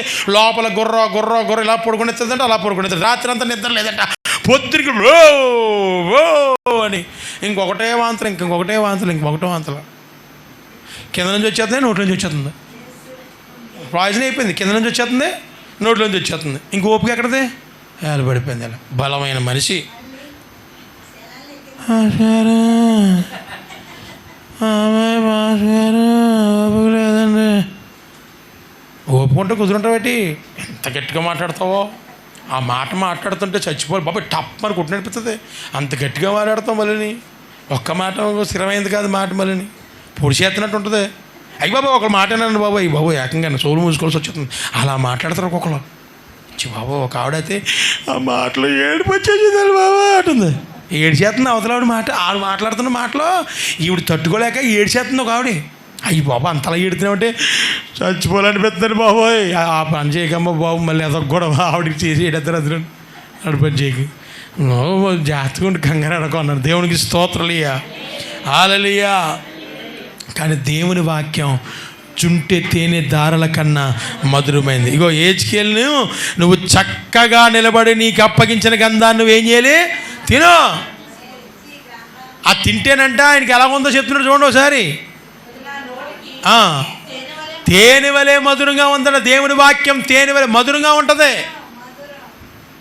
నీ జీవితం మధురంగా మారిపోతే, దివారాత్రులు దీన్ని ధ్యానించిన వాడు ధన్యుడు, అతడు నీటి కాలువనే ఆకువాడక తన కాలమందు పాలన మీచు చెట్టు వలె ఉంటావు. ఏం చేస్తే అది దుష్టుడు ఆలోచన చొప్పున నడవక, పాపులు మార్గం నిలవక, అపహాసులు కూర్చున్నదని అక్కడ ఇక్కడ అక్కడ కూర్చోకుండా, నడకుండా, అటు ఇటు తిరగకుండా కూర్చొని దివారాత్రులు దీన్ని ధ్యానించు, దీని మంచి ఆహారం తిను. యోహాను సువార్త 6:51 అంటాడు చూడు, ఇది నా ఆహారం అని. యోహాను సువార్త 6 దేవుని శరీరమే నిజమైన ఆహారం. అది అమ్మా 6:51 అమ్మా. యోహాను సువార్త 6:51.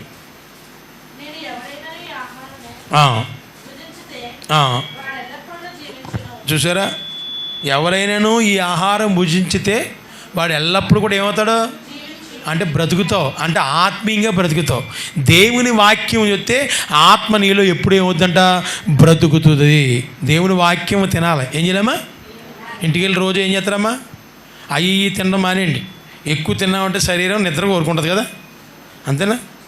ఎక్కువ తినేసే వరకు నిద్ర వచ్చేస్తుంది. అందుకే తక్కువ తిని, శరీరాహారం తక్కువ తిని ఏం పర్లేదు, నువ్వు పస్తుంటే నీకే ఆరోగ్యం. హ్యాపీగా కొద్దిగా తక్కువ చేసి ఆత్మీయ ఆహారం బాగా తిని. ఆత్మబలం కావాలి. ఇప్పుడు మనకి ఏం కావాలి? ఆత్మబలం కావాలి. పరిశుద్ధాత్మ నీలో ఉండాలంటే ఏ ఆహారం తినాలి? ఇప్పుడు వాక్యం. ఆత్మకు బలం ఏదమ్మా? వాక్యం. వాక్యమే దేవుడు, దేవుడే వాక్యం. ఆ శరీరమైన ఆహారాన్ని, ఆయన శరీరమైన ఆహారం తింటే నిత్యము నువ్వేమవుతావు అంటే బ్రతుకుతావు. ఆత్మ నీలో ఎప్పుడు బ్రతుకుతుంది, కృంగిపోదు. ఆత్మ నీలో బ్రతికితే గొప్ప గొప్ప కార్యాలు చేస్తావు. దేవుని వాక్యము జుంటె తేనె దారుల కన్నా మధురమైంది, చేదు లాంటిది కాదు. అందుకే చెత్త అంతా మానేసి వాక్యాన్ని ఎప్పుడు కూడా నువ్వు ఏం చేయాలంటే ధ్యానించాలి. దేవునికి స్తోత్రములియా, హల్లెలూయా. 5వది సహనము కలిగి ఉంటాయంటది. ఏం కలిగి ఉంటాయమ్మా? సహవాసం కూడా కలిగి ఉంటుంది. ఐక్యతతో ఉంటాయంట. అన్నీ దిక్కులు ఉంటాయంట. జతగా ఉంటాయి కానీ ఒంటరిగా ఉండవంట. ఒంటరిగా కానీ ఉంచామంటే చాలా కాలం మీద చచ్చిపోద్ది అంటది. ఒంటరిగా ఉండడం ఇష్టం ఉండదంట. జతలుగా ఉండడం అలవాటు అంట. సహవాసం ఎలాగంటమ్మా? ఒక్క పావురాన్ని ఎక్కువ రోజులు ఉంచామనుకో, చూసి జాగ్రత్తగా టైం దొరికి ఎగిరిగానే ఎగిరిపోద్ది. గుంపులోకి వెళ్ళి జాయిన్ అయిపోతుంది. లేకపోతే ఇక్కడ చచ్చిపోతాడు సరిగ్గా తినకుండా బెంగేడేసుకొని. ఒంటరిగా ఉండడం ఇష్టం ఉండదంట. ఒంటరిగా ఉన్నది ఎవరో? సైతాను. అది ఒంటరిది. అది దేవుడు మాత్రం ఏం చెప్పాడంటే ఐక్యత కలిగి ఉండండి. దేవునికి స్తోత్రలియా, హల్లెలూయా, హల్లెలూయా. సహవాసం కలిగి దేవుడు చెప్పాడు. అపోస్తలుల కానీ పౌలు చెప్తున్నాడు కదా, 2:42 చదవండి ఒకసారి. చదువు. అపోస్తల బోధ యందును, సహవాసమందును, రొట్టె విరిచిటి యందును, ప్రార్థన చేయటి యందును ఎడదగక మీరు ఉండాలి. సహవాసం కలిగి ఉండాలి. అందరితో కలిసి మనం ఉండాలి. సహవాసం కలిగి ఉండాలి. భుజించాలి. ఆయన శరీరము రొట్టె విరిచిట్లో, ప్రార్థన చేయటంలో తెగక తెగిపోకూడదంట. ఏమివ్వకూడదమ్మా? తెగక మనం ఏం చేయాలంటే ప్రార్థించాలి. దేవునికి స్తోత్రలియా, హల్లెలూయా, హల్లెలూయా. అక్కడ చూడ మనకి కీర్తన 133:1 అంటాడు, సహవాసం ఐక్యత కలిగి ఉండండి ఉంటుంది. సహోదరులు ఐక్యత కలిగినట ఎంత మేలు. అందుకే సంఘంలో అందరూ కూడా సహోదరులుగా ఐక్యత కలిగి ఉండాలి. ఎలా ఉండాలమ్మా? భేదాలు ఎట్టుకోకూడదు. నాది ఆ కులం, నీకు ఏ కులం లేదు ఇక్కడ అమ్మా. కులాలు ఏమి లేవు. ఎవరి కోసిన ఒకటే రత్నం ఒకటే కలర్ ఉంటుంది. అది నీ కులం ఏదని చెప్పి బ్లడ్ ఏం మారుతుందా? ఏమైనా ఎట్టిడా ఎక్స్ట్రా? నీకు గొప్ప అని చెప్పి పెద్ద అని చెప్పి కొద్దిగా ఏమైనా ఎట్టిడా?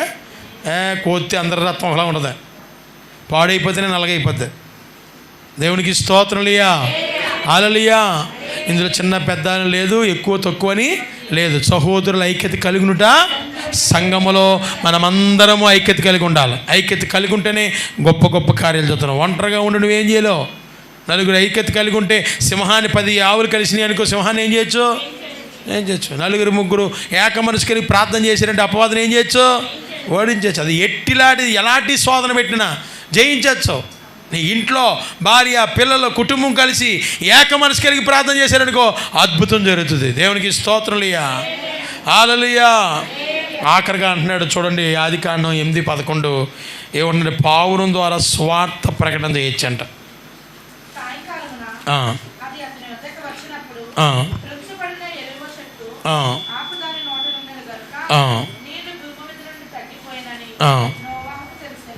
చూడండి, మంచి వార్త తీసుకొచ్చిందా లేదా? జలప్రయం బయటికి రావడానికి అలా అక్కడ ఎవరికీ తెలియదు, అందరూ వాళ్ళు ఉన్నారు. ఇది వెళ్ళింది, నీళ్ళు ఇంకిపోయినాయో లేదో అని చేయడానికి మంచి వార్త చెప్పిందా లేదా? మంచి వార్త అంటే ఏది? ఇప్పుడు సువార్త. పావురం ఏం చేసింది? మంచి వార్తను తీసుకొచ్చి. మనం కూడా ఏం చేయలేమా? మంచి వార్త ఏం చేయలేమా? చెడ్డ వార్తలు కాదు, చెడ్డ వార్తలు అందించడం కాదు, చండాలంగానే.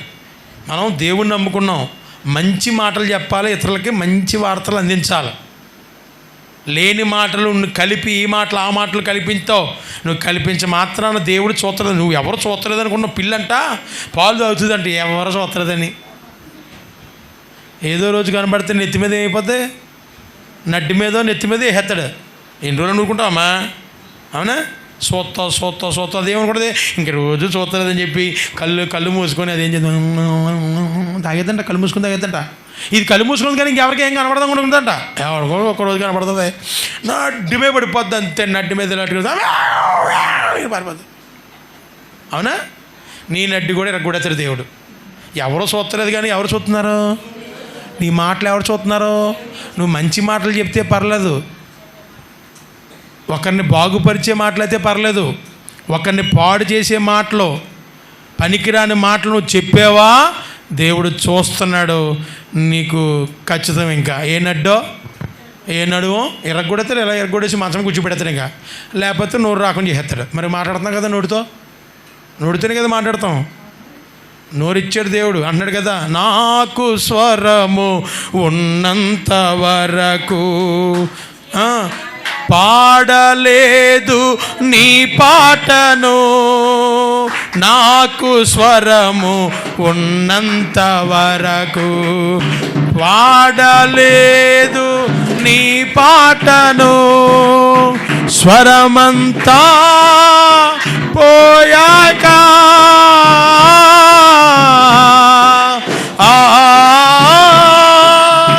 స్వరమంతా పోయాక పాడాలని ఉంది నీ పాటను వినిపించుచున్నది కనాకు. చప్పలు కొడాలి. కనాకు హృదయారములోని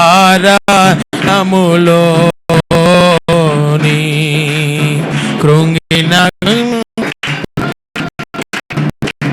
నాకు కను దృష్టి వరకు చదవలేదు నీ వాక్యము, నాకు కను దృష్టి ఉన్నంత వరకు కొడాలి. వలేదు నీ వాక్యము, కను దృష్టి పోయాక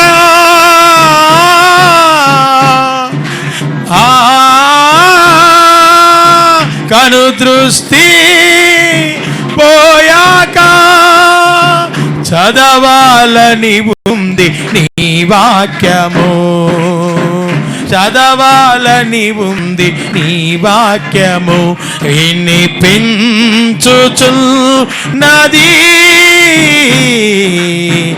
ఏకనాకు. చప్పట్లు కొడాలి. ఏకనా గట్టి కొట్టాలి తప్పట్లు. ఏకనాకు హృదయారాధ్యములోని కృంగిన సమయములో హృదయారాధ్యము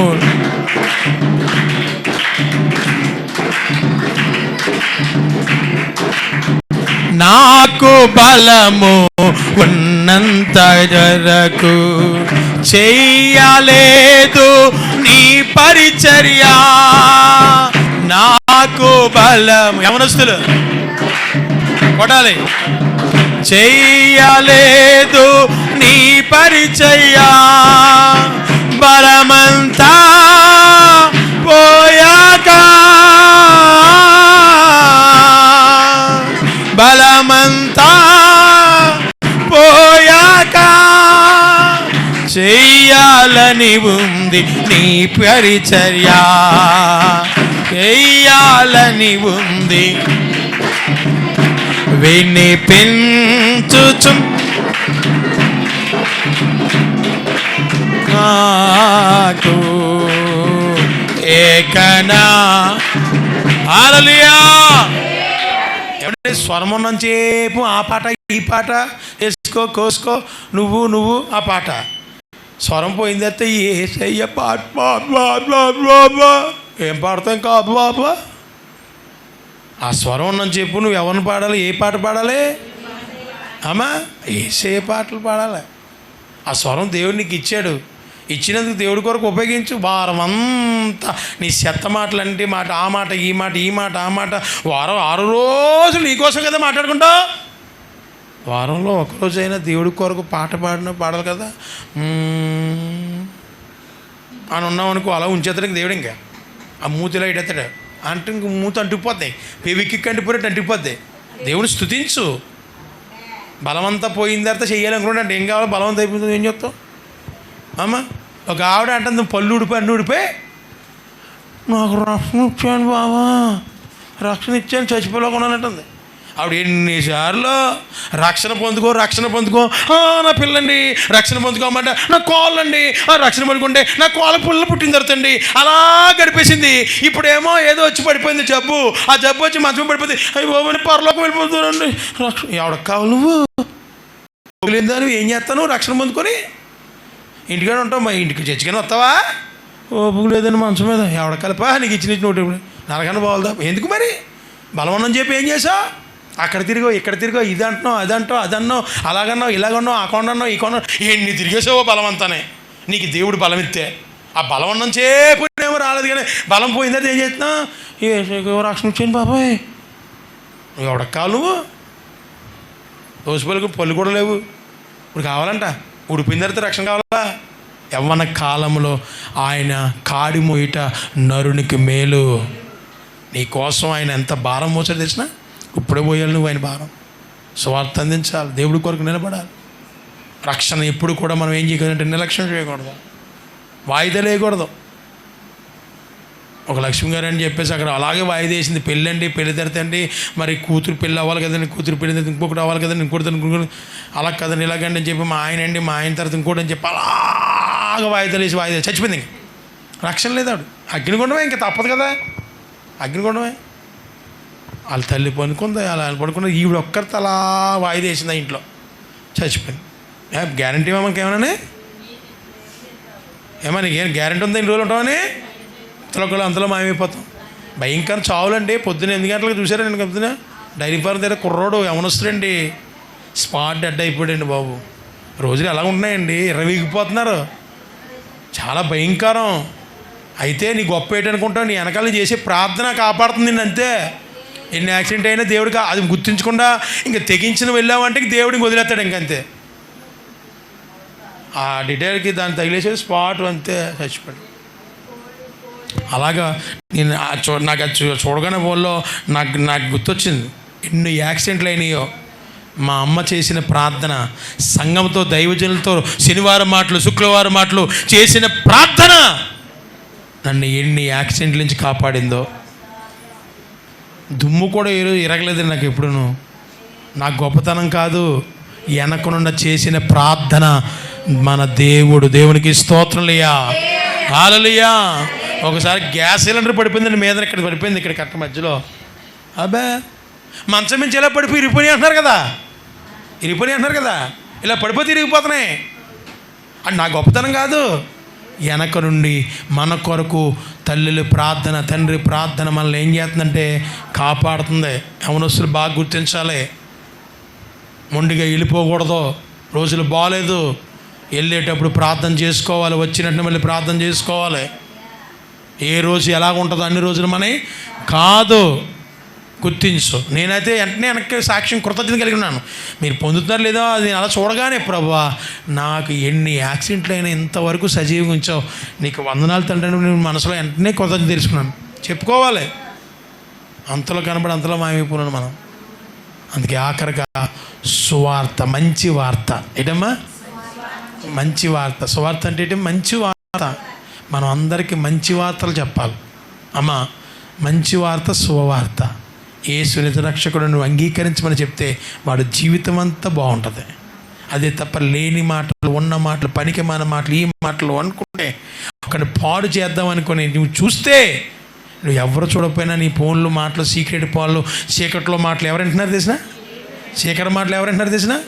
ఎవరో తెలియకున్న మాటలు ఎవరు వింటున్నారు తెలిసినా? దేవుడు అంటున్నాడు, రేపు పొద్దున వీడియో చేసేస్తారు అక్కడ. అదిగో నువ్వు మాట్లాడుతున్న మాట చీకట్లో. అయిపోయి ఇక్కడ ఎవరు లేరు కదా, అక్కడ వినబడిపోతే ఆ మాటలు అయిపోయి ఆ ఫోన్లోకి ఎలా వెళ్ళిపోయి. ఏంటి మనిషి తలించినోడు అవతల మాట్లాడినప్పుడు రికార్డులు చేస్తున్నారు లేదా?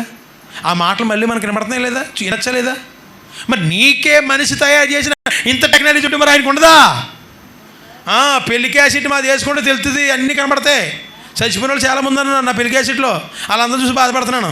అలాగే పైకి వెళ్ళిన తర్వాత నీ వీడియో ఎత్తాలి అక్కడ తీర్పులో. నువ్వేం చెప్పక్కర్లేదు, మళ్ళీ కథ అంతా అక్కడ వినబడుతుంది. టీవీలో ఎలా వినబడుతుందో సౌండ్ అంతానే రికార్డ్ చేసుకుందా వినబడుతుంది లేదు? ఇది రికార్డ్ అవుతుంది లేదా? ఇప్పుడు మనం చేసి ఎక్కడ చేసినా, ఏ చోట చేసినా, చీకట్లో చేసినా, వెలుగులో చేసినా, అందరిలో చేసినా, ఎక్కడ మాట్లాడినా, ఇద్దరితో మాట్లాడినా, ఒక్కరితో మాట్లాడినా, చీకట్లో ఒకరొకరు మాట్లాడినా, అన్ని మాటలు అయస్కాంతంలోకి వచ్చి అక్కడ ఉంటాయి. రేపు పొద్దున నీ తీర్పులో పెడతాడు. దేవునికి స్తోత్రములియా, హల్లెలూయా. అప్పుడు నీ బండారం అంతా బయటపడుతుంది. ఇంకా ఎగది మించిపోతే, ఇంకా మార్చుకోపోతే నీ బండారం ఏదో రోజు బయట పెడతాడు. ఇక్కడే బట్ట బయలు చేస్తాడు. తప్పు ఎప్పుడు దాగదు,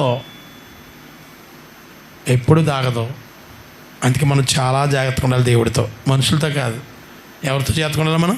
దేవుడితో. ఒక్క మాట మాట్లాడుతున్నప్పుడు మాట్లాడేటప్పుడు ప్రభు ఉన్నాడని మర్చిపోకూడదంట, దేవుడు వింటున్నాడని మర్చిపోకూడదంట.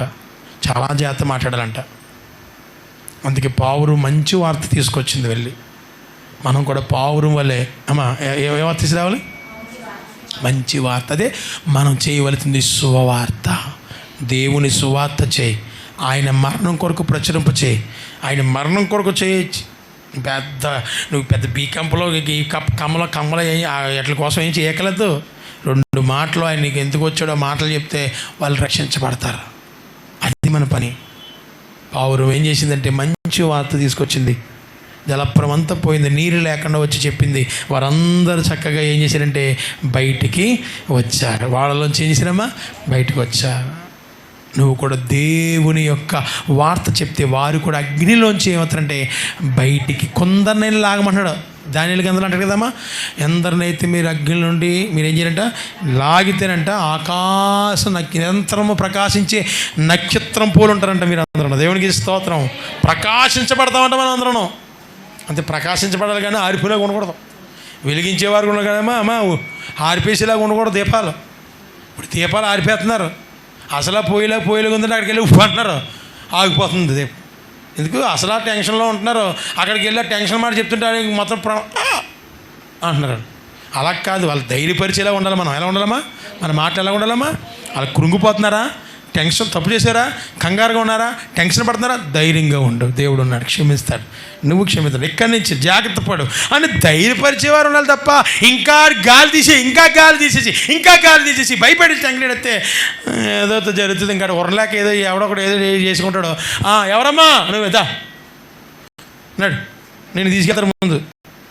నువ్వేం చెప్తావు అప్పుడు? అవతలలో కూడా నీకు సాక్ష్యం ఏం చేయని చెప్పరా? నువ్వు మళ్ళీ వెళ్ళాలి కాబట్టి వేసాను, గొడవలేని పని. ఇంకా అంతే, ఇంకా అందులో ఉంటావు, నీ అవమానం అంతా ఏర్పడు. అందుకే మనం ఏం చేయాలి? వార్త చేయాలి, మంచి చేయాలి, బలపరచాలి, మేలు చేయాలి. పావురం వల్ల నిక్షంసంగా మనం ఏం చేయాలంటే జీవించాలి. పావురము పరిశుద్ధాత్మకి ఏం చేశాడంటే సూచనగా దేవుడు ఏర్పరిచాడో. ఇన్ని లక్షణాలు ఉన్నాయి కాబట్టి మనం కూడా అట్టి రీతిగా ఈ లక్షణాలు మనం కలిగి ఉండి దేవుని రాజ్యంలో పాలు పొందుకుందాం. కొద్ది మాటలు దేవుడు దీవించును గాక. అందరూ మోకరింతారా? ప్రతి ఒక్కరు మోకరించి, ప్రభువా ఇంతవరకు నాతో నువ్వు మాట్లాడావు ప్రభువా, నీ వాక్యానుసారంగా జీవించే మనసు నాకు దయచేతండి. అందరూ కూడా హల్లెలూయా హల్లెలూయా హల్లెలూయా హల్లెలూయా.